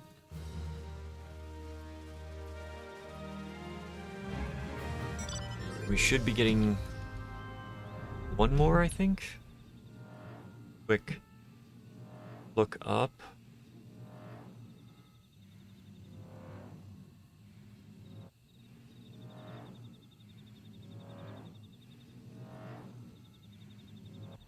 Okay, we've got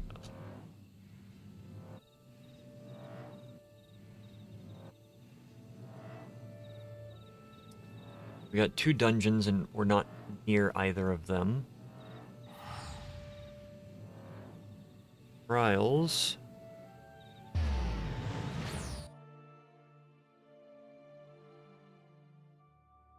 We can get to a couple of them through the Manderville quests.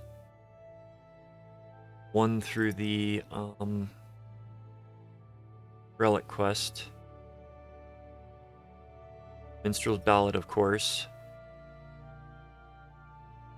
Okay. Depending upon how storyline goes, we could be starting these soon.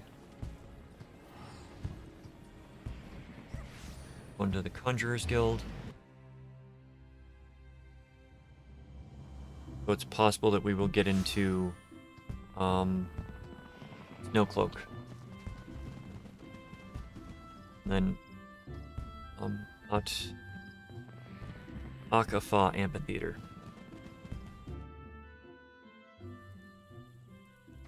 Those are the next two things that appear that are not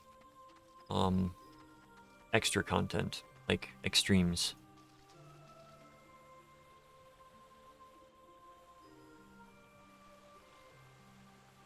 You are returned. Alright, back to things.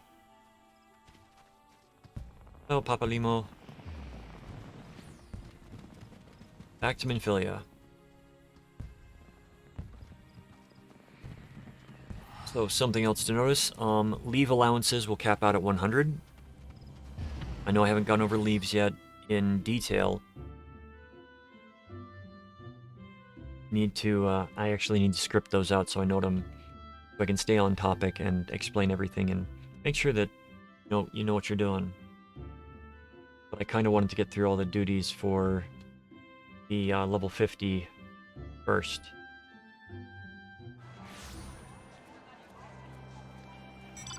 Leave quests are the best way to level up.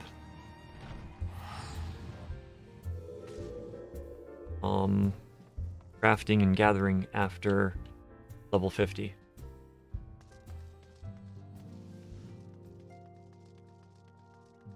Entrance to the Solar.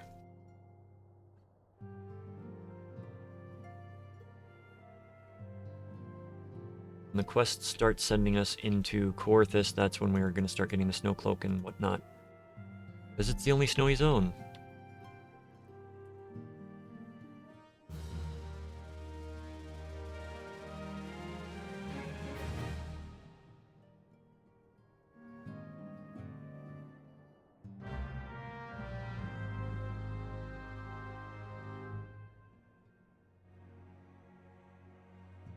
Speak with Yozan. Okay. He's back here.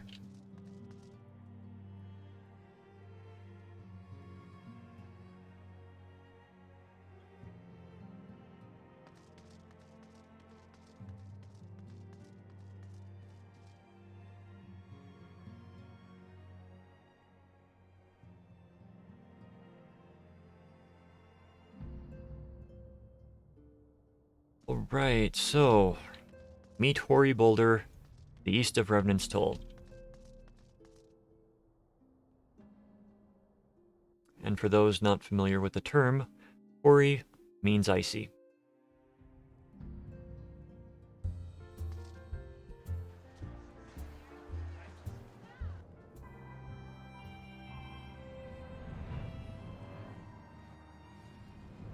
For anybody listening and not watching, I wonder why.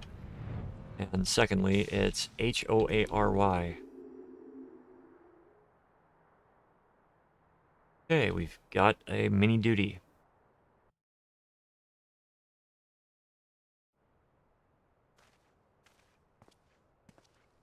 Cutscene. Okay. So this is just a fight against Mr. Boulder. Once he gets too low, he's probably going to call in the other people.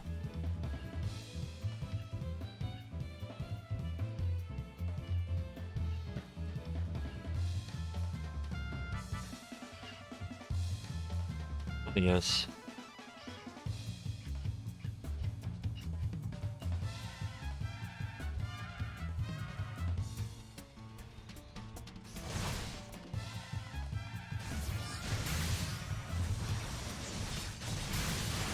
Let's see, it takes two of you to try to take me on. I see how it is. You want a fair fight and then you call your friends in.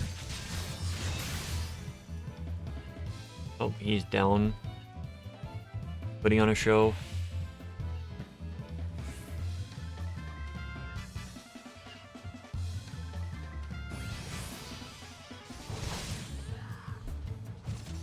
Oh, and that's back when Sword Oath was a thing. As you had Shield Oath and you had Sword Oath.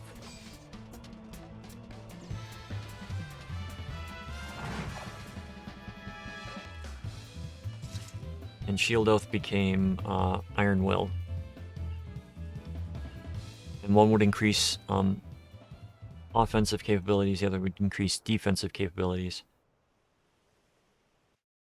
And they decided that that was a stupid thing.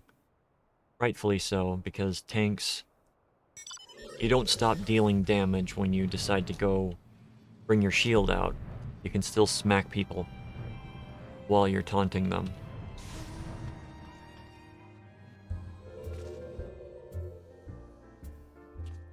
It's honestly a bit of bad design to do stuff like that. The old way of doing things.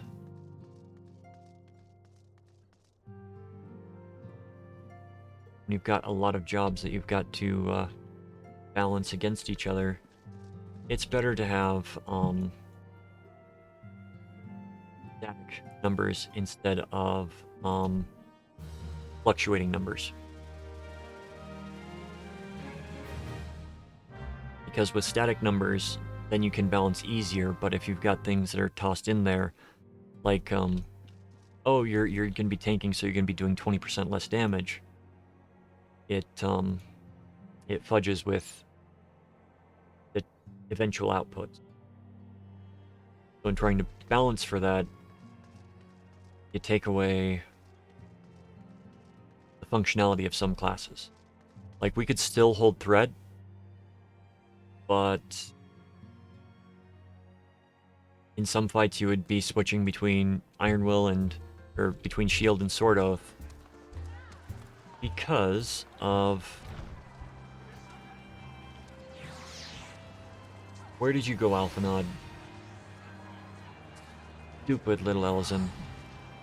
Yeah, I remember tanking as a paladin and just like swapping between the two.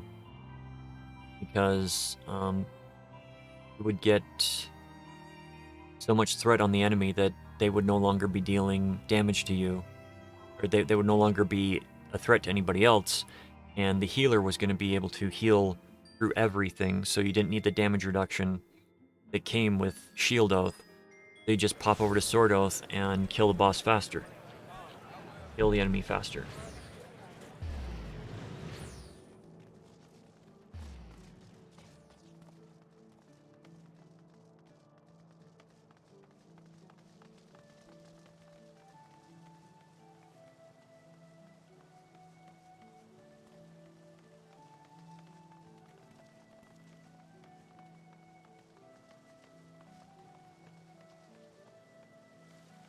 Scout for potential recruits on the upper decks. Ah, we are at this point.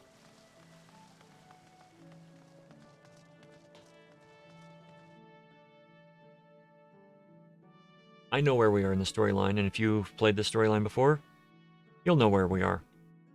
If you haven't, I sincerely hope that you do pick up this game and try it out.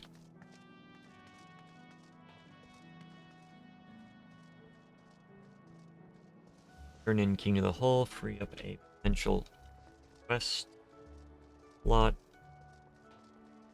We're at 15, which is half the total number of quests we can have.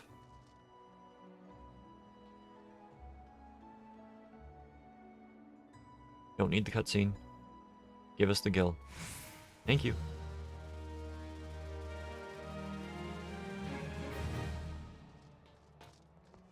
Okay.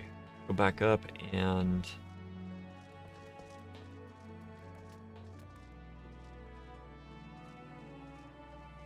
all the way around. It does! We need to go up to the Marauders Guild and for people there.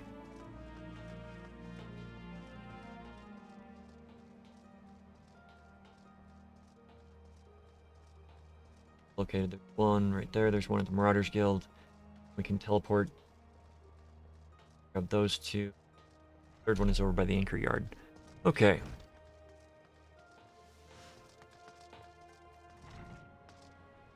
Let's go talk to Carvelian.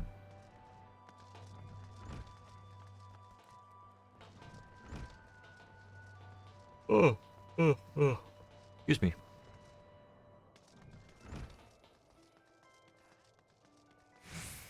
Okay. That's two. Now let's go to the aft castle. Bang our knee on our keyboard. Pray. Ow.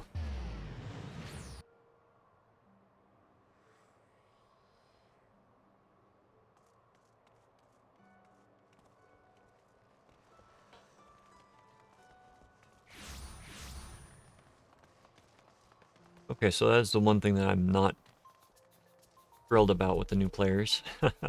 Load times seem to be getting longer, but it's a weekend. During the week, it usually goes faster. What's a few seconds? Grosswin.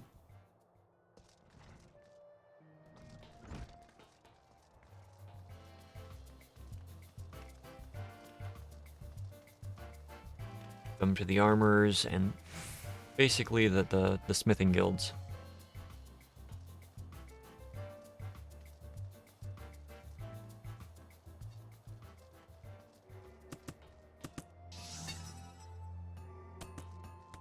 No, there's one. What?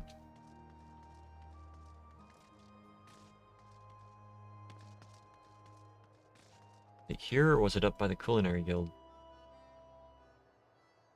I think it was the Culinary Guild. Don't mind me, I'm just remembering some side stuff.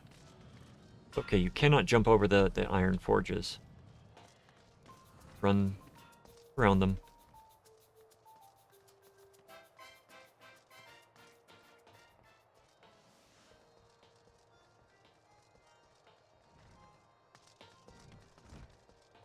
Go, here we go, here we go.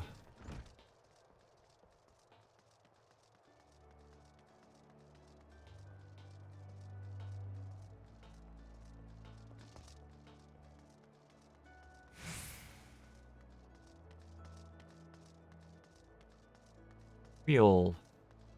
Hello, Real.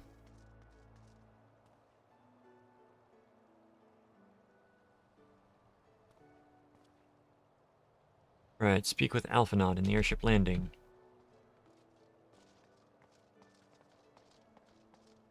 Lower decks. I don't feel like running through the city.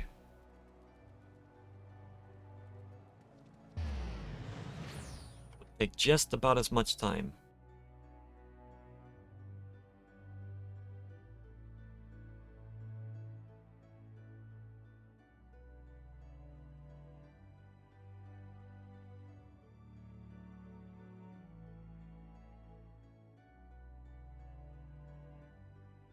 Maybe not just as much time. Okay. We want to go to the Airship Landing. How to get to the Airship Landing? You come over here.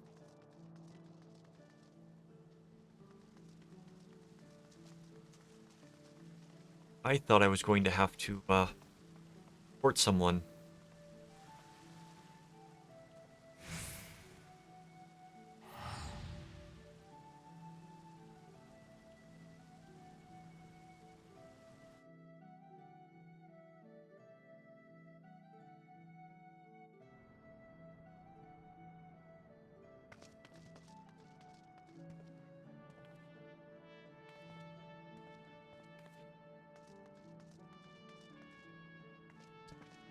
Speak with Alphanaud at Nofaga's altar.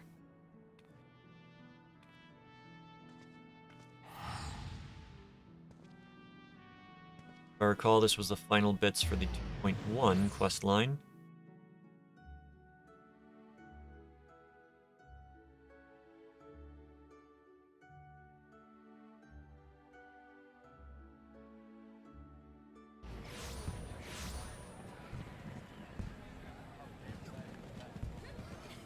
Okay.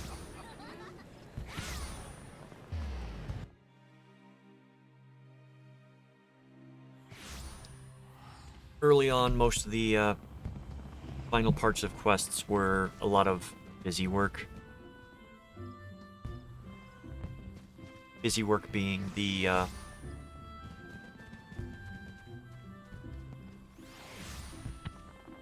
running around and collecting stuff. Scout potential recruits in Old Gridania. Okay, Mikedo's Peter. Kalu Falls. Okay. Kiddos and go up top Kalu and then down around.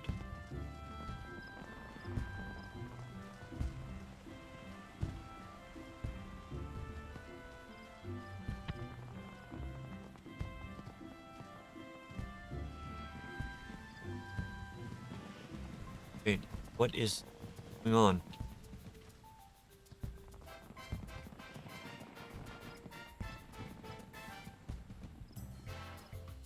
Oh, Moonfire Fair is going on. Okay. So I will have to take care of that. I did not remember that being advertised.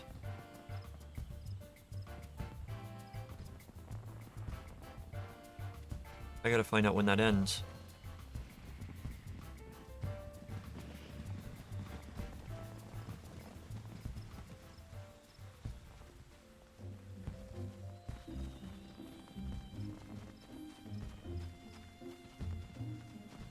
They have holiday events. They have been updating them every year, even if the updates have been kind of the past few years. They still add in new items and new emotes and occasionally mounts. So it's worth checking in. The holidays happen. Now I've got another character to do holiday events on.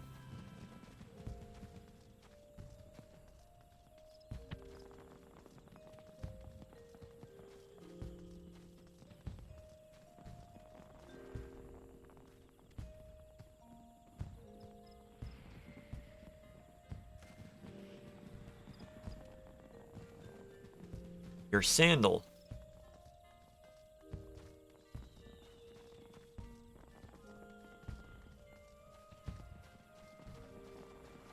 There is still one NPC that I haven't come across him yet. He is going to be once we enter Heavensward content.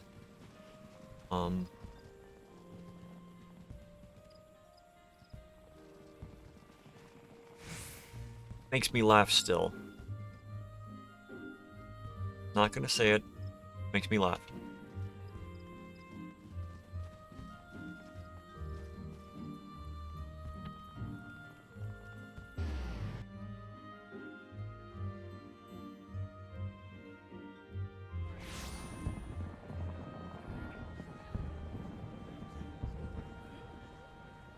Okay, now we go to Ulda.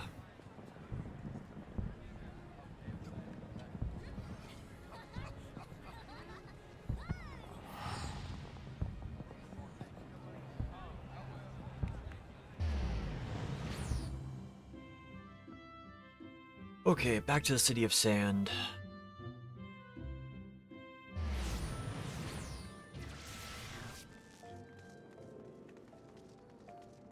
Put ourselves to the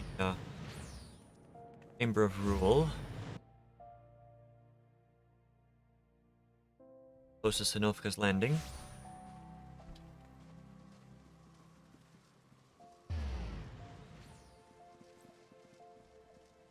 Landing. Yeah.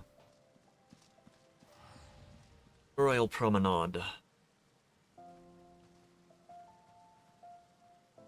Alright, scout for potential recruits in the Steppes of Null. Go to the Colosseum, teleport to Miners Guild. Weavers Guild. Well, then we'll run to the Weavers Guild and then we.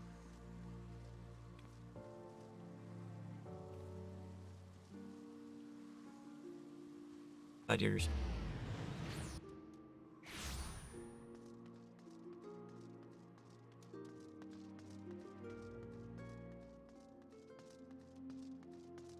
Wilred. I say that you get reintroduced to NPCs from the past. Wilred was somebody that we dealt with the storyline just a little bit ago. About level 30 or so.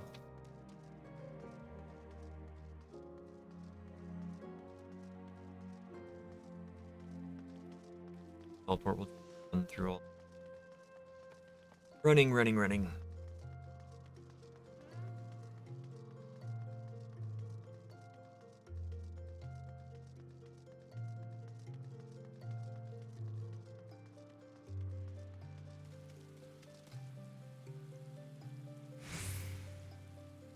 Alright, so if you are trying to collect items, like you've got feathers from having friend codes and whatnot put in, this is where you come to get them. Where's that one? Certificate exchange, I believe. Nope. Recompense officer?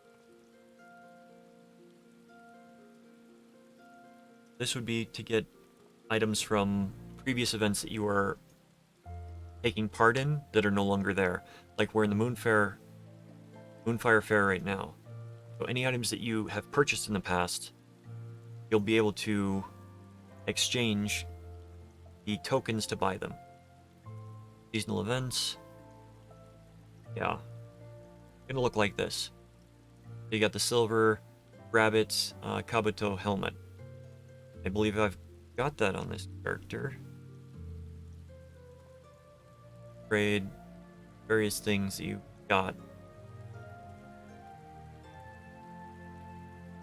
Calamity Scavenger. Spoils. Yeah, so deal in spoils. This is where you would trade the gold and silver chocobo feathers. So you can get dyes with it. Aetheryte tickets, which I feel are a waste. The Twin Tanya key. The Amber Draft chocobo whistle. And the Magnagarm whistle. Managarm. I only know what Twin Tanya is. Big dragon. Also the boss of Binding Coil of Bahamut, turn 4. No, turn 5.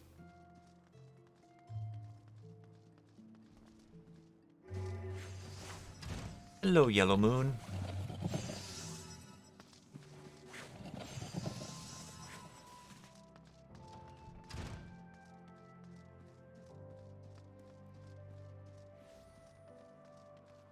Alright. Just have 2 more to speak to. I'm yawning a lot tonight. I do not know why. Alright, we got 2 more to speak to. Landabear. And over here in exchange.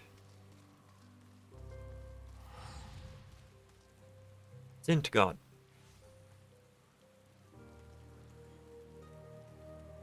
Go back to the Royal Promenade. Okay.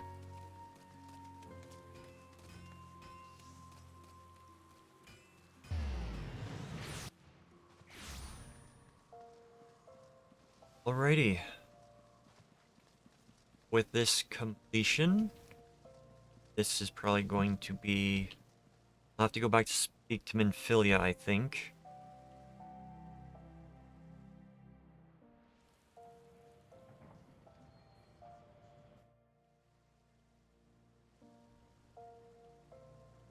Oh. Speak to Alphanod back at the Rising Stone. And... yeah, this is about the point when Alphanod just becomes more annoying, in my opinion. But this is the completion of 5.1. Or 0.1. Pretty sure 2.1.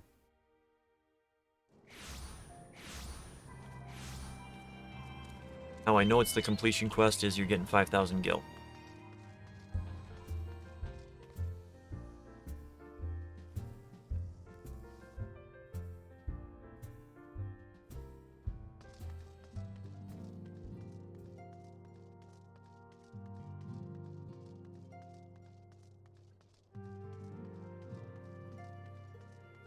I like it when I get stuck to my classes. Alright. Enter the solar. Entrance to solar. Speak to the midget.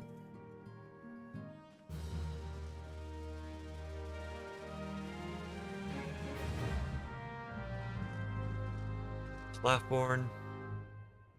Okay. That was not the end, because I didn't get a achievement. The achievements will happen at every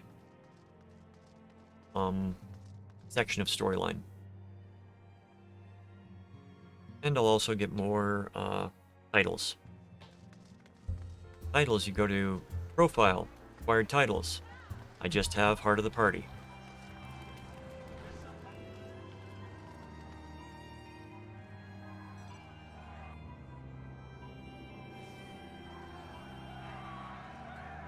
Speak with Harshafant. I could be wrong. That could have been... That was the end of the 2.1, because we're going to speak with Harshafant, and that is going to...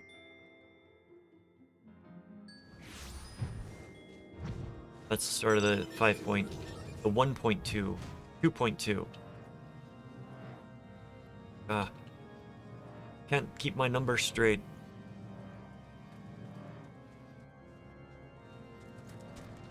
.2 quests have begun.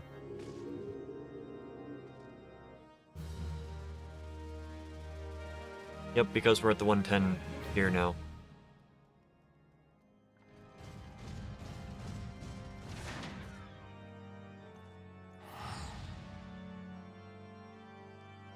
These now give gear. They didn't before. Not the same type of gear. Okay, White Brim Front. We gotta go to White Brim Front.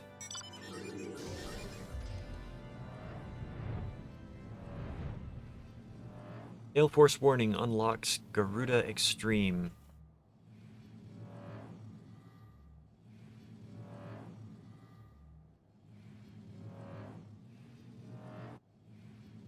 Now, I've said many times that the game is easier, but the extreme fights, I think, are the...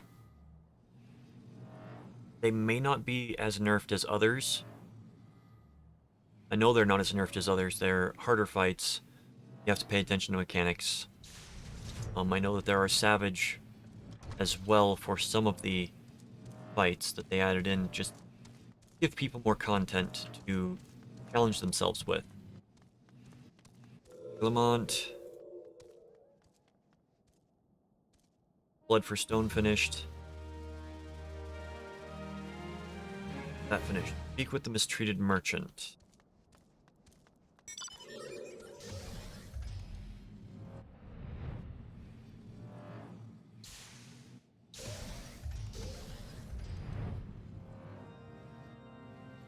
Gonna be down here.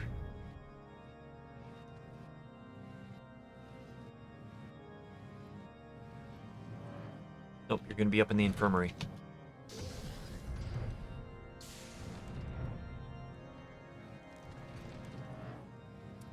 Visit the infirmary, talk to the merchant.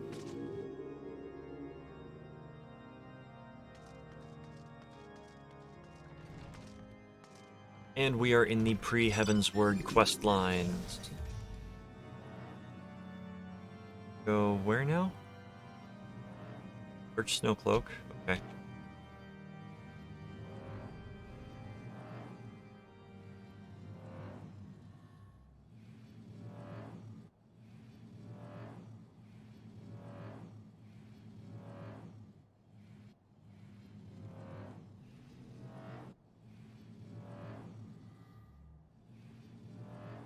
It'd be kind of funny if Ema spawned.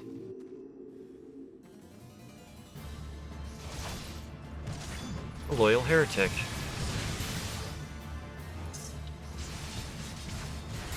Funny.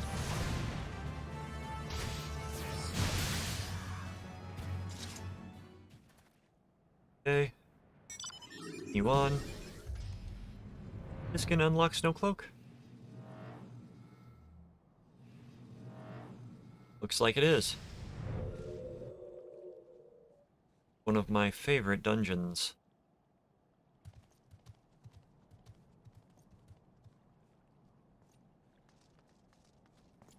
Nope, gotta go back. No cloak hasn't unlocked yet.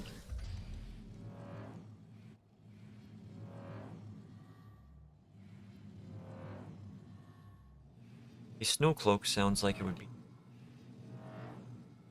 Beat the purpose, it sounds like it would be cold. Or it would be warm because it's meant to keep the snow out.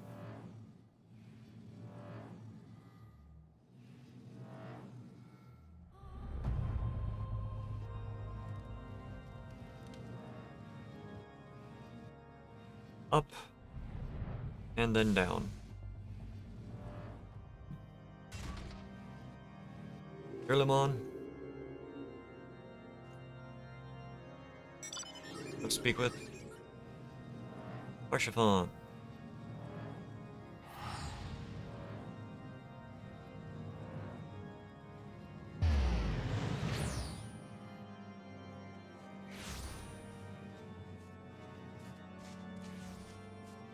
Arshafon, one of the best characters in the game.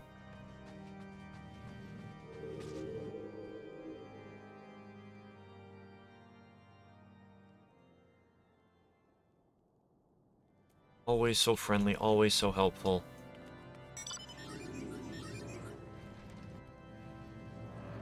Just an amazing character.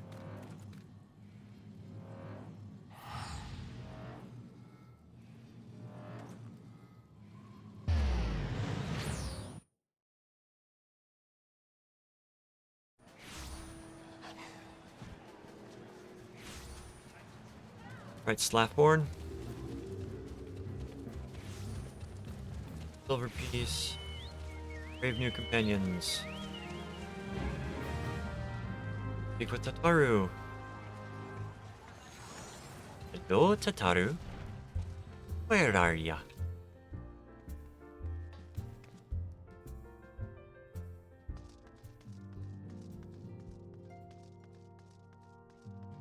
There you are, little one.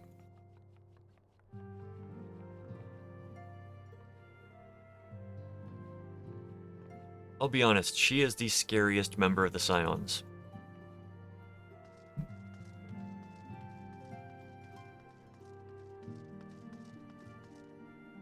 And as you play through the game, you will understand what I mean by scariest. Oh. Gotta give presents to people now.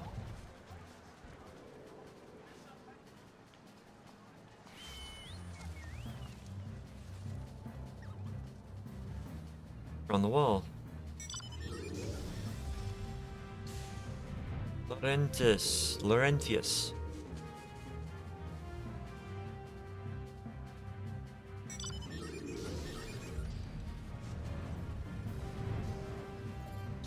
Ilbird.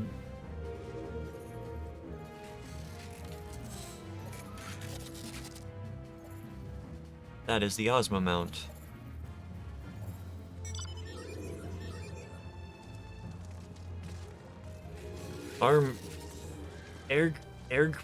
Ergmoose?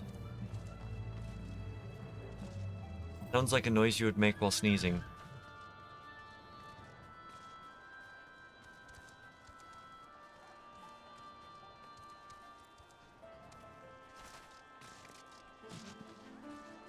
Oh.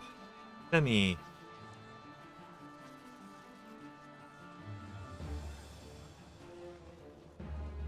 F me.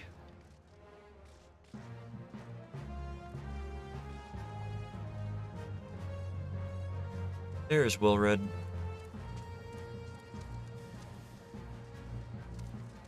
A long way from trying to get himself killed. Oh.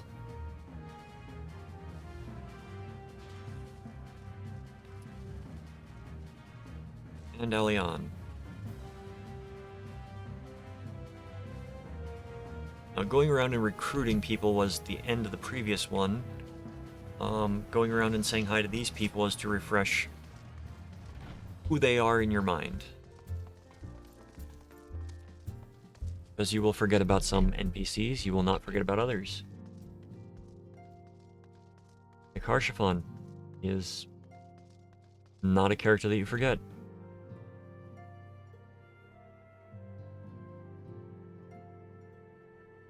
Welcome in, viewers. Hope you're enjoying the stream.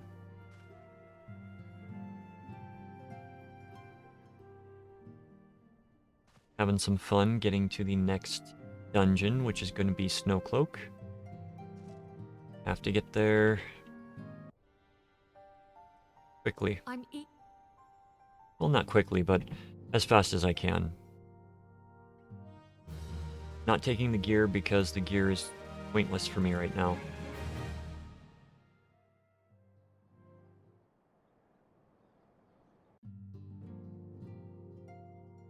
Oh. I get a new title. Open up this. I get a new title. Let us take our profile. Title. Vendor of Eorzea.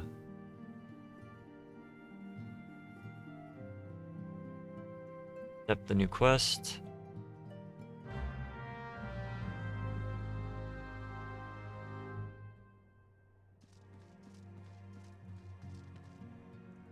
Head back out. Let's... So that was the end of 2.1. This is the beginning of 2.2. Oh, gotta come over here and talk to somebody. Alphanod.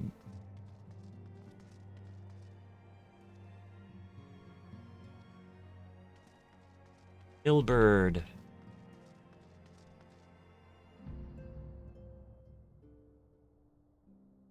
You bastard.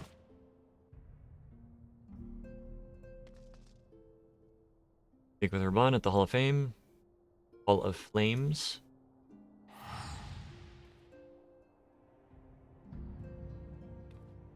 Thought I was gonna take a break, didn't I?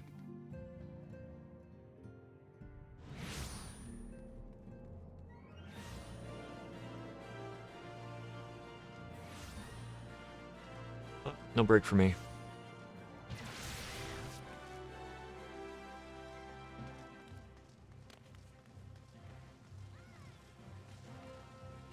Let's talk to Raban.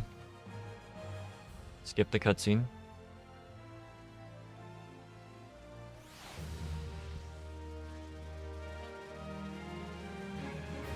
Get the new quest. Back to Alphanod. You know, this feels a lot more tedious not doing the storyline quests. Like not reading what's going on and completely refreshing what went on back in this game. I am trying to teach things moving forward.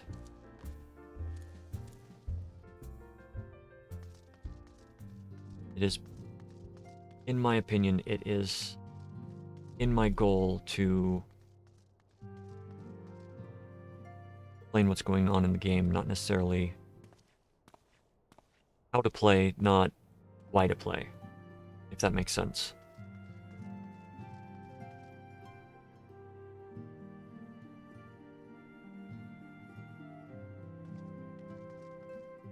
The how to play is just as important. I'm probably not going to stream it. I'm probably going to be recording it, but if you're watching this, I've got a YouTube channel where I upload the VODs from these events, and I also have the dungeons, the duties, the trials, everything cut out so that if you want to know how to do a dungeon, there's a video there for you. If you want to skip to the bosses, then you're welcome to skip to the bosses. The times are going to be in there. But I'm probably going to be doing specific videos on each class. Not probably, I am going to be doing specific videos on each class to explain the abilities that you have at your disposal, how to play the class, the basics. I'm just focusing on the basics, not going to be going into the advanced stuff of a lot of it, because I don't know the advanced stuff for some of the classes. Summoner, I don't know. Blue Mage, I don't know. But, Gladiator? Yeah, I know Gladiator. Bard? You best believe I know Bard.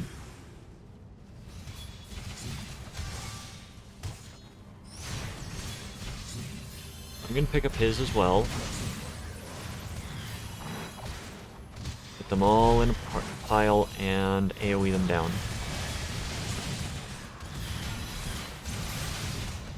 Now, some players will find that going through the main storyline quest will be, you won't level fast enough. My recommendation is that if you are going to be doing the leveling, you want to unlock two things first. One of them is the challenge log. The challenge log, when you unlock that in Limsa, in the aft castle, in the bar. It should be something like up for a challenge or something along those lines.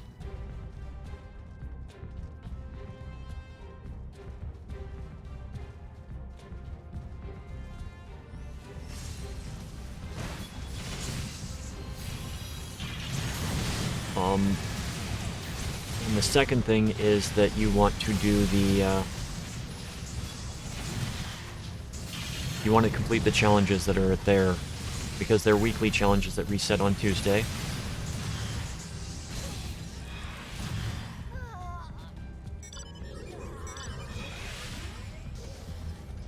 You'll get buku experience points for it.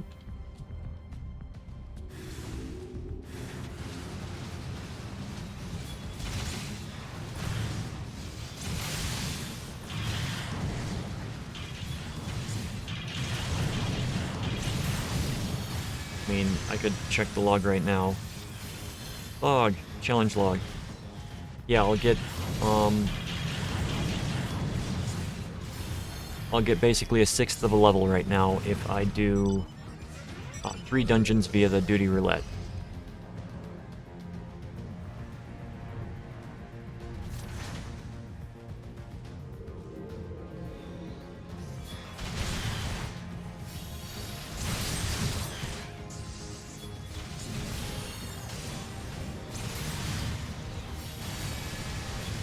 It's worth doing that if you are falling behind in levels. And I apologize, I'm focusing on the combat and thinking at the same time, and not everything makes sense while you're trying to do some things.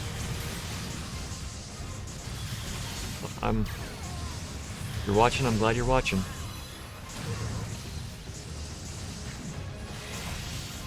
Have to kill these guys and then we move on. So Snowcloak will be the next dungeon that we go through.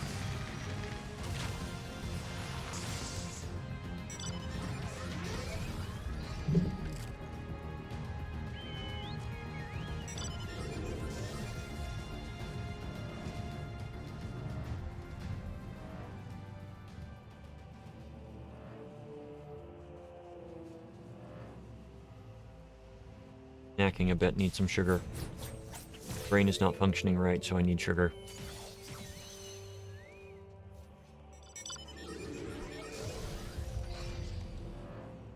Okay, back to the Rising Stones and talk to the Tiny Terror.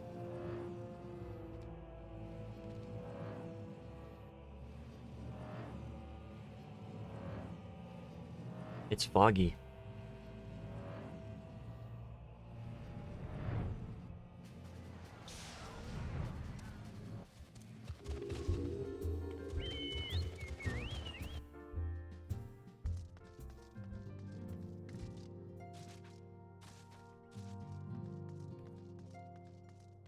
Come in.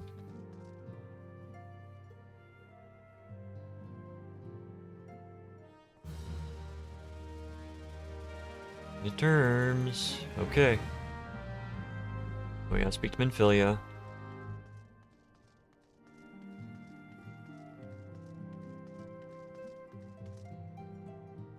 There's a lot of diplomacy that happens in this game.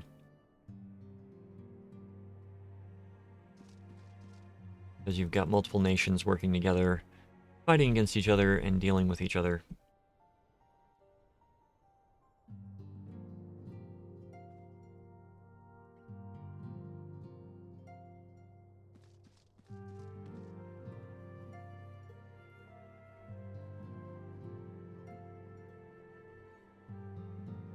So in the future, I'm going to be doing some streaming of my time at Portia.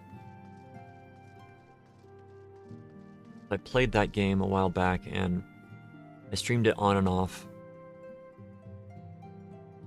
But I want to restart the game, even though I was like, what, 60, 70 hours into the game? Because I don't remember how to play it, and I want to relearn it, and they just did a major content patch for it, which includes adding voice lines to characters that didn't have them before. I'm looking forward to that. I will probably be starting that this coming week. We shall see how things work.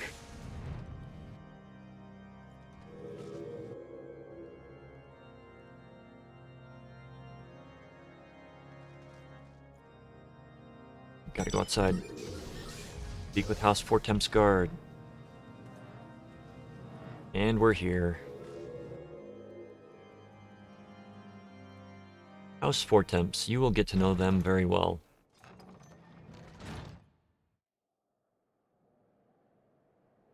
Knocked breaches.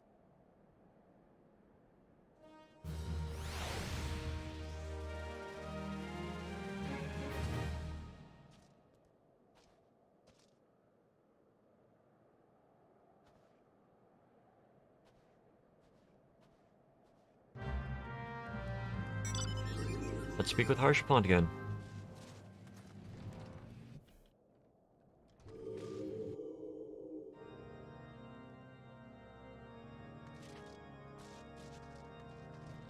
And I realize I'm probably butchering his name. Back in the day, I did not play with audio.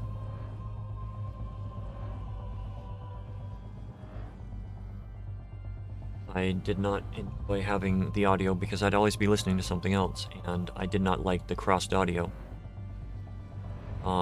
After watching and after playing a few games that, required the sound to be on, I found that I could still, watch something while playing another game that required sound. And if I just needed to focus more on something, I could pause what I was watching. So it's also weird when you're going back and forth and you're like, where's that noise coming from? Is that the game or is that what I'm watching? Especially with spooky games. I normally need some other form of, what's it called? Interference, maybe? I need something that's stimulating me constantly. Like music or even when playing a game like this, rarely do I have just the quiet. Just the music of the game, just what's going on. I think the only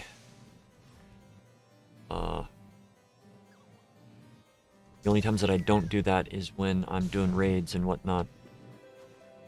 Because raids require new content, I should say.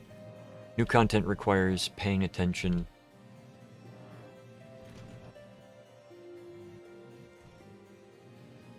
There we go. The reviving Squire. Get through you. Fort Alphanod. Okay. So yeah, if I'm playing most games, I will have music, TV show, Netflix, YouTube on in the background because my brain just needs the stimulation. The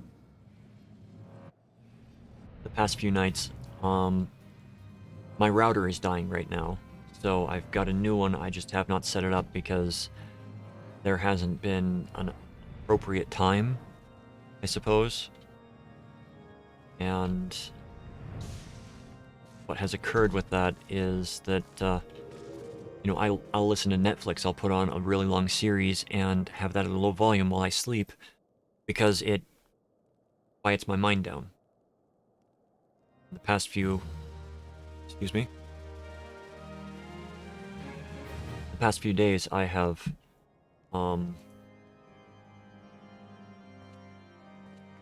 had difficulty with staying asleep morning, because I'll wake up and the router will have disconnected me from the internet. So I do not have the sound there. And when I don't have the sound there, in the past it's caused anxiety because of, if my computer's not making sound, that means that there's something wrong with the computer, or something wrong with the internet, or a list of things that could be wrong. So, yeah. I've had to deal with that, and it's prevented me from getting decent sleep because I'm waiting for the other shoe to drop, so to speak. And I'm too tired to actually go out and fix a lot of the problems most of the time, because as soon as I try to wake up to fix one of those problems, even if it's just getting up to walk across the room to check on the computer, my brain starts activating those higher functions that prevent me from going back to sleep.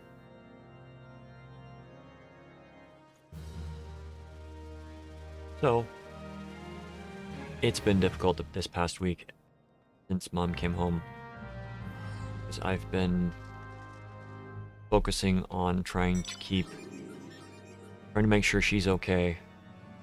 She's still not 100%. She's, I'd say, about 60%, which is not necessarily bad. She's close to where she was before she had the surgery.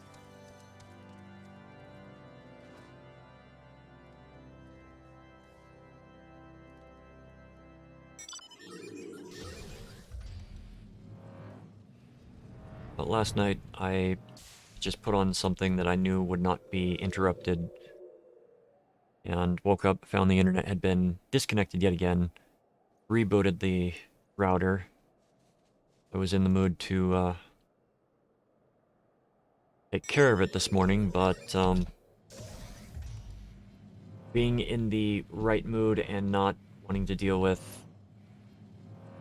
So where the router is located has been, for the last few years, an extremely blocked off area. And with Mom's surgery, I have had to clean up the area around it. So I can get there now. The only problem is that I just did not have the energy in me to move everything that needs to be moved, to set it up, and dust everything that needs to be dusted, because you don't want dust when you're dealing with electronics. But with some of the changes that were made there, I can now... Mom spent some time dusting that area, because it's right next to where she's sitting now. And so it's cleaned up a bit more, and I will probably be hooking up the new router tonight before I go to bed.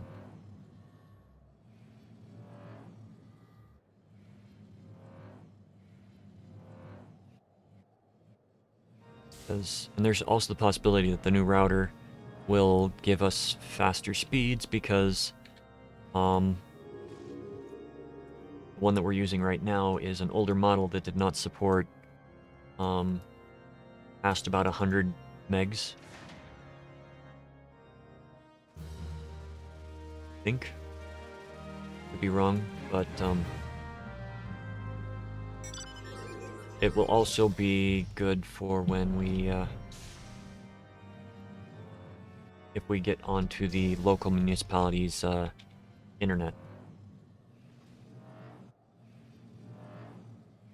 Because, you know, we're paying a hefty sum for 100 megabytes down and, what, like 10 up?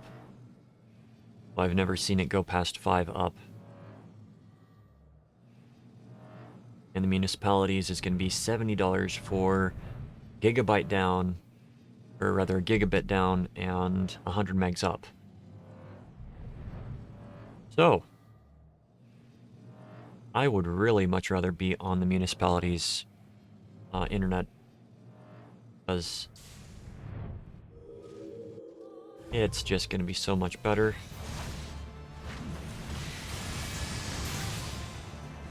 The nice thing about the... so, we voted on it a few years back, and you know, Comcast and the few other internet companies were saying, no, no, no, you don't want to do this, you don't want to do this, you don't want to do this.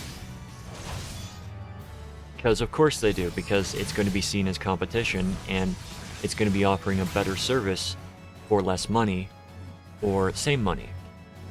Because I think in our area, Comcast does not offer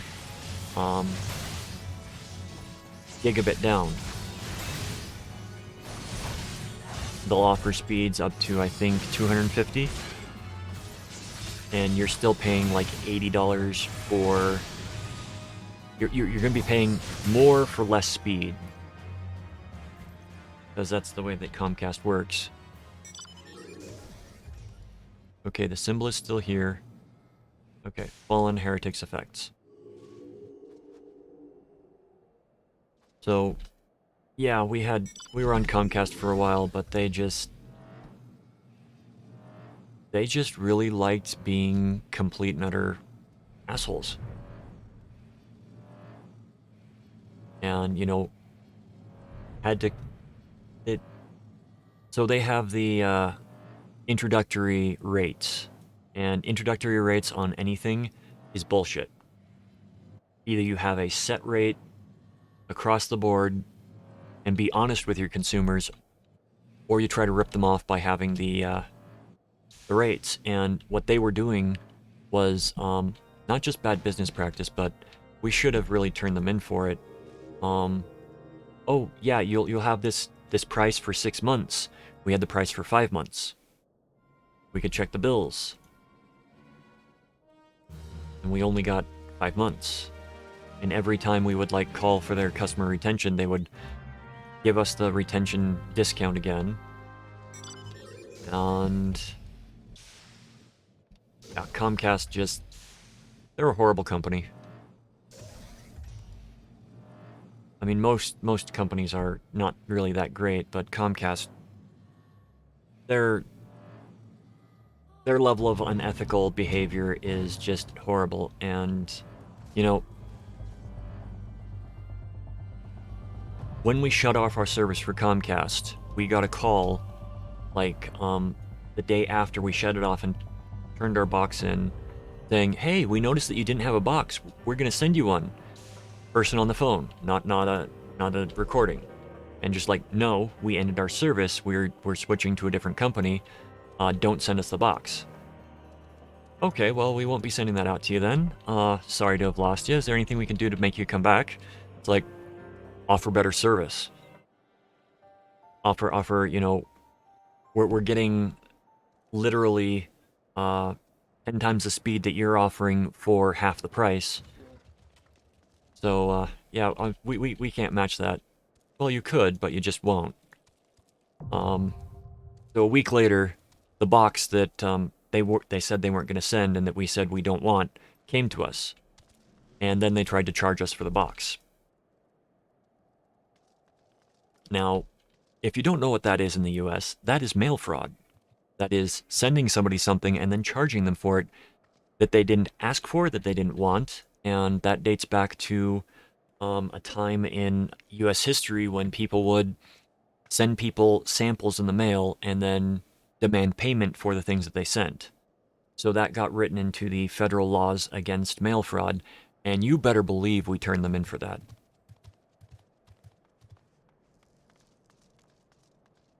So, don't think the state attorney general did anything about it, but we're going to enter Snowcloak now. Snowcloak, Snowcloak.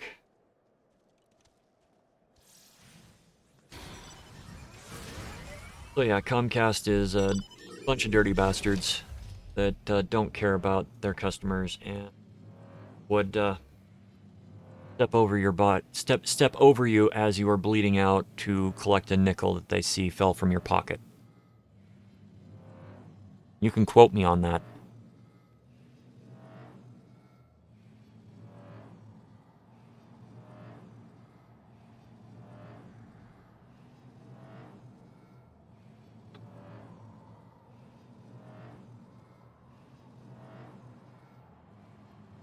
So we are just gonna wait for Snowcloak to go through.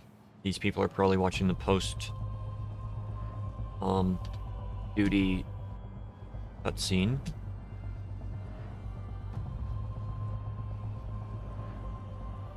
Because this is a storyline duty, we might get brought back here. Yeah, we'll go and unlock Gale Force Warning. Use the duty finder to confront oh, I can't do that. I already unlocked it.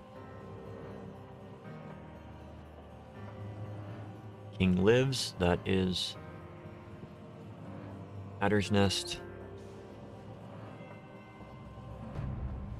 Back in the saddle is the Hildebrand quests.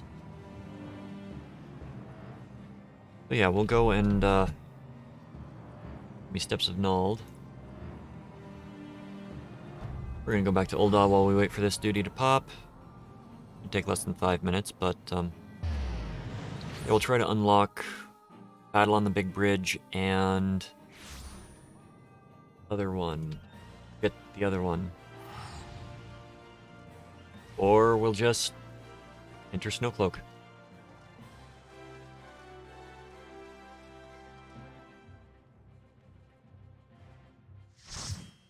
Snowcloak.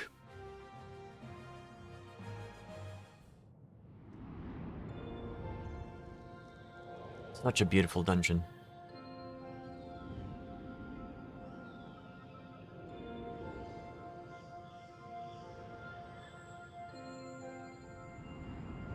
I have never listened to music here.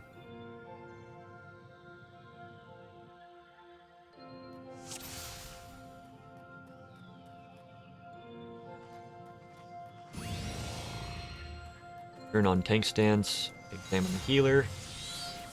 Healer is in 130 gears, so we can do some good pulls. Alright, so along here, you'll have these ibex, and you'll have this Snowcloak Gubue. You're going to aggro all of them. Come back. Smack the Spriggan. Hit them both. Stop here. Now, pay attention to these crystals, these icicles that fall down.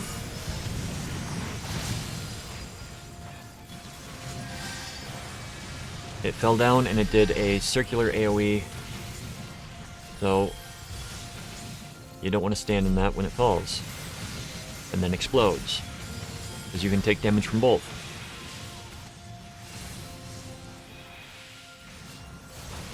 Yoshi Tamago. Tamago means egg.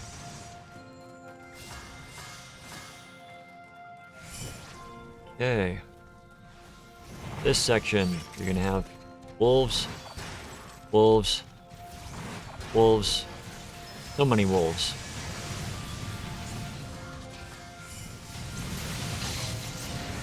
Got some decent AoE damage.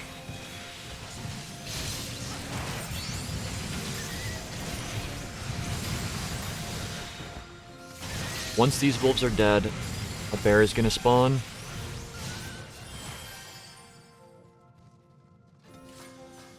Kill the bear.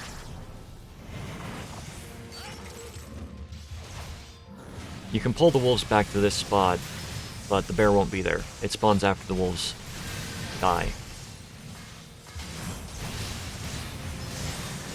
Bear dies, you grab a tiny key that he drops. If you can not target the people around you. Open the door to silence. Yes, they need to get rid of those confirmations. Come in. You're introduced to an ice bomb. The ice bomb, not a friendly thing.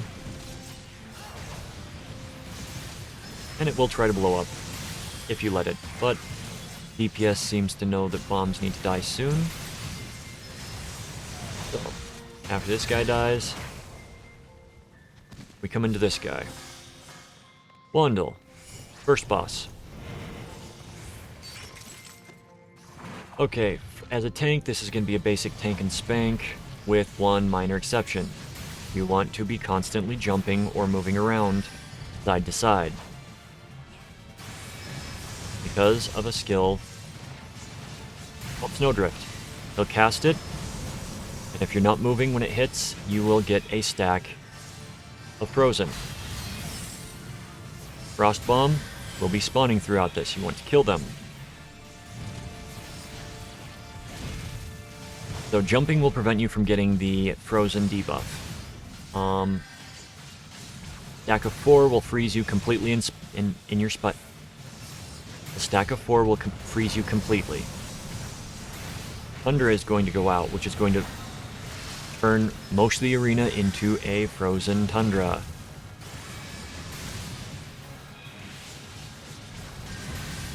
If you stand on it, you'll get a stack of frozen. Get hit by that, you'll get a stack of frozen. See, Yoshi was standing in it, and he took 2 stacks. Now we're not going to get the big bombs in this, because he's going to die before they go off. But if he doesn't die, you get the big bombs there, and you want to kill them, because they will apply a stack of frozen to everybody if they go off. Okay, we've got mobs that will start spawning as you move through. You want to grab these, you want to grab the sprites and pull them back.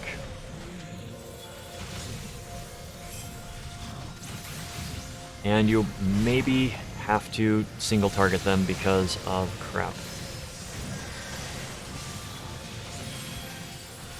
Gonna pop the cooldown here. That's a lot of damage going out. Get Sheltron up as well. Because remember, magic damage does not mitigate the same way that physical damage does. And sprites will always be dealing magic damage.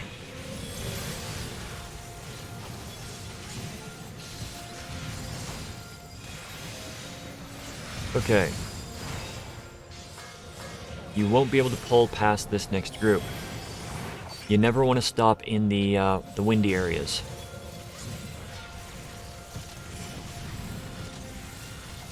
Get over here. Primthurs.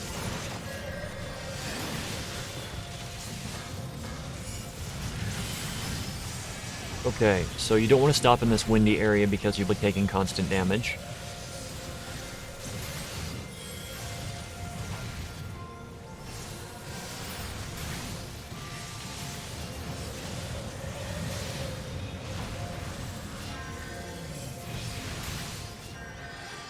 Okay, as soon as that one's done, you pull the next group, and you'll get another Gooboy that will drop, I believe. Yep, there he is. Okay. So this healer is regenning. Either that or I'm pulling faster and not noticing I've got regen on. Could be either one. Second boss will take some explaining to do.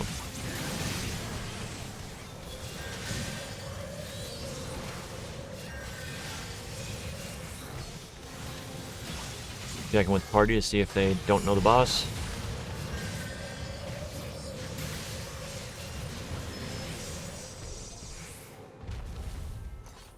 Loot. I did that. Second boss, the Yeti. This boss, you want to tank him facing away. Okay, I'm not gonna...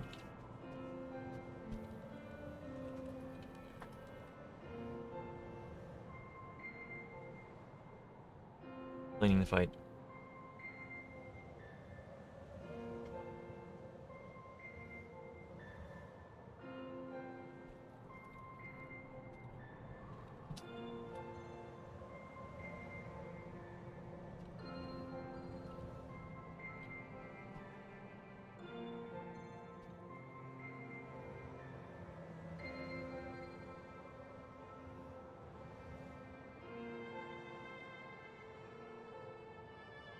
Yoshi knows this place, so he's explaining too. We're covering each other's bases. So, this boss will summon Spriggans. And he will also be doing an attack that is going to be a frontal cone attack that will freeze what is in there. As the tank, You do a little bit of damage to the Spriggan to make sure that it stays near you. You dodge out of it. You dodge out of all of the AoEs. And the snowball will gradually grow as he does more of them. I can't really grab that guy right now. I can grab that guy though. And that guy. Nice. They both became crap. I'm just gonna... I had to. Had to get that one because the... So, the snowballs will gradually grow in size. And when they are 3 big, that is when you want to send them into the boss because they do the most damage. However, you will want to also hit them when he starts casting this, because it causes him to be interrupted. If that goes off, it's not going to kill you. It would have in the past. Somebody just AoE'd.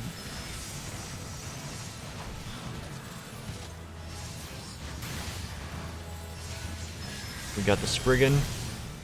Any size snowball can interrupt his cast. And they will all do increased amounts of damage to him as the size gets larger. So as soon as this one goes out, I am going to smack this snowball into him. And he's almost dead. And yeah, you just mitigate that the horned demons need to die because they will destroy snowballs.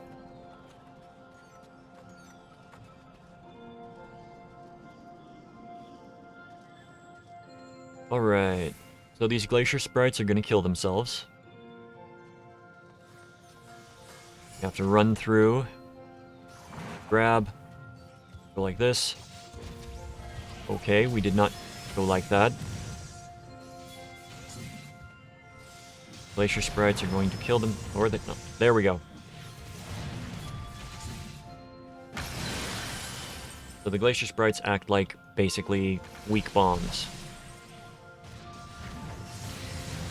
We've got a mini area up ahead, which is going to be pull after pull. You can see on the map that you've got all these little tiny caves. Come in, get the ice bombs. We've got Hrimthurs. As the tank, you want to attack one. Make sure you get threat on everything.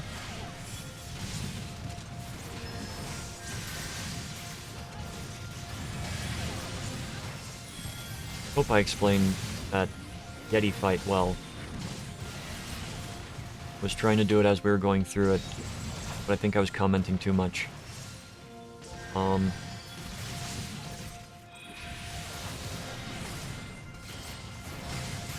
be putting information about the fights lower down. So we're gonna have Spriggan come out.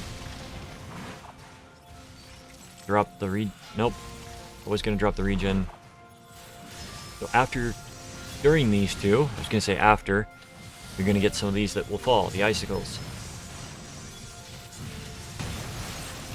They will explode for icy damage to anybody that's nearby. The one thing that I do not like that they removed was the AoE taunt. The AoE taunt was actually one of the best things that they put in there.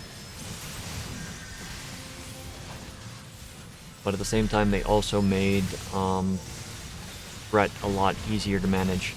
We get the snowclops. We are going to have a few more icicles drop. Gonna do an AoE.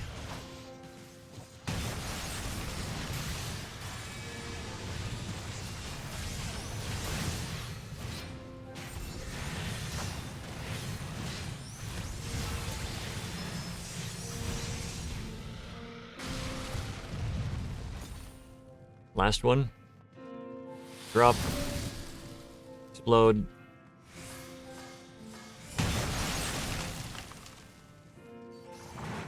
Dove Avis. And a Cherry Harrier.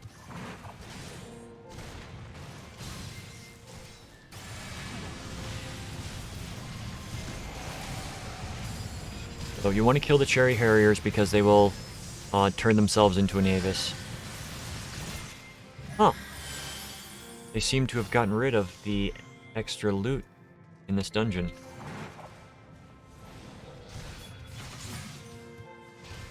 Alright, so we got these guys. This is the last group before the final boss. Kill the Harrier. Once the last Avis dies, he should drop Finger of the Apostate. Finger of the Apostate.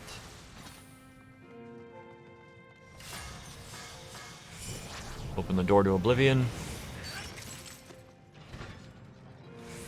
Run in and spawn Fenrir.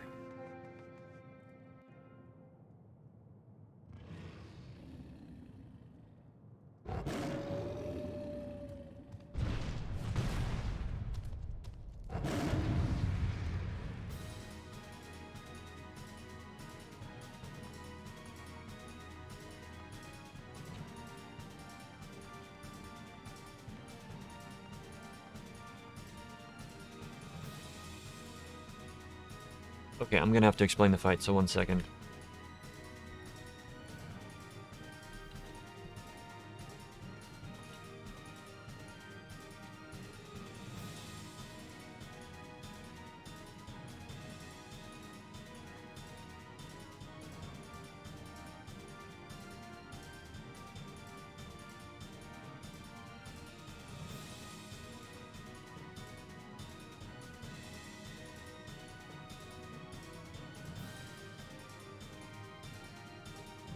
And I'll probably edit this out. Wait, at least.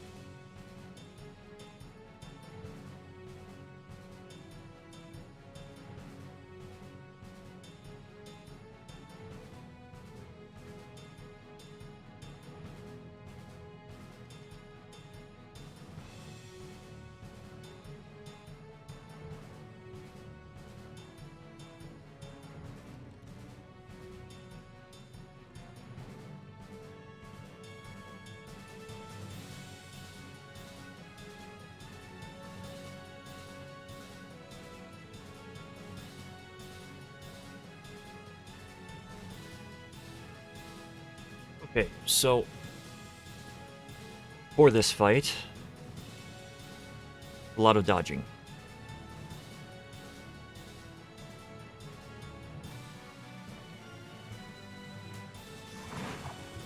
A lot of dodging. In this fight, there are going to be icicles that will fall down from the ceiling. Every second group of icicles that fall, the boss is going to cast Lunar Cry. 1,000-Year Storm is going to be raid-wide damage. Just gotta heal through it. Okay, this is going to be icicles. When the icicles come down, you want to be kind of in the middle of it, because 2 of them are going to do a line AoE, and the last one is going to be doing a point-blank AoE around it. Now, you don't want to be standing next to that. The second group is going to come down momentarily. You want to move near the center of all 3. And then we're going to have that happen, and then you want to come and stand, place the icicle between you and the boss.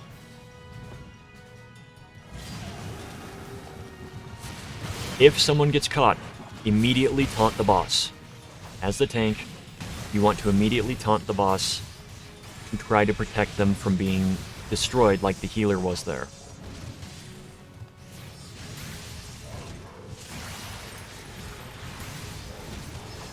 So I am going to pop Hallowed Ground. I am going to pop Hallowed Ground. Thank you for not popping it for me. I clicked it. So Foolish is standing next to the thing. But it's not going to happen on this one. We're not going to get a second Lunar Cry. Because the boss is easier now. And that was Snowcloak. Fun little dungeon.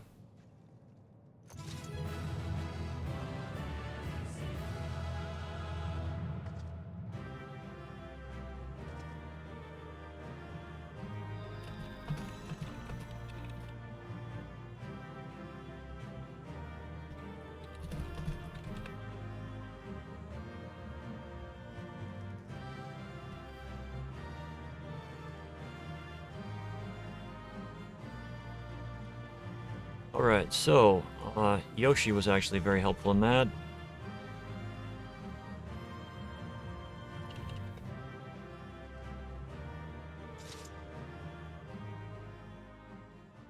Okay, Snowcloak is over. Means we went through three duties tonight.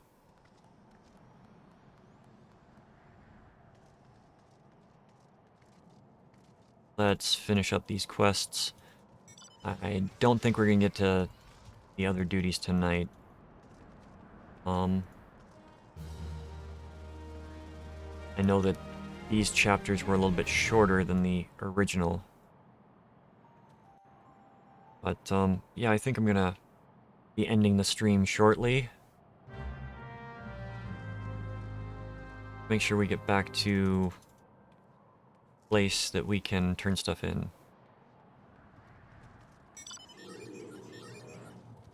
So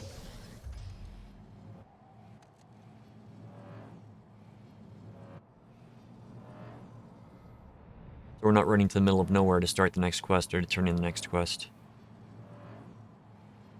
I am going to do some stuff off stream to prepare the other duties so we can get to those.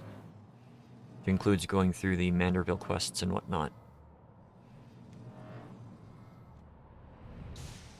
I do not know how long it's going to take. I'm also going to progress this until I unlock the next dungeon, I think.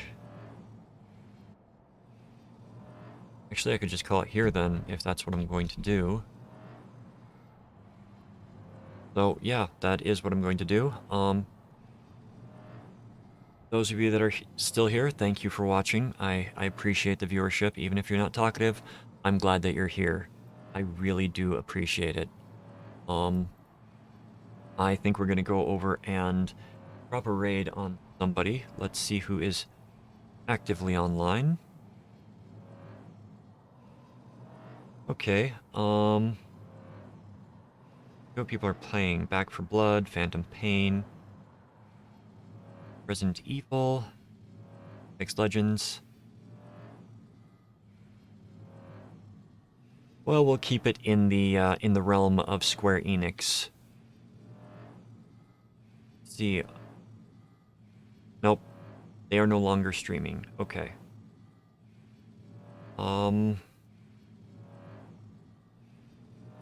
The...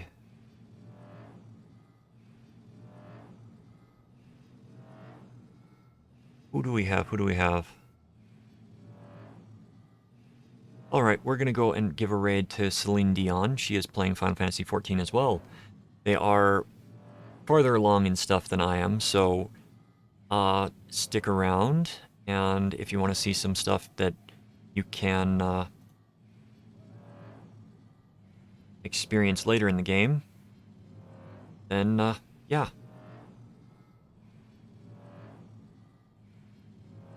They're a very nice streamer, do a lot of Final Fantasy, so I will bring up the end screen and see you around next time.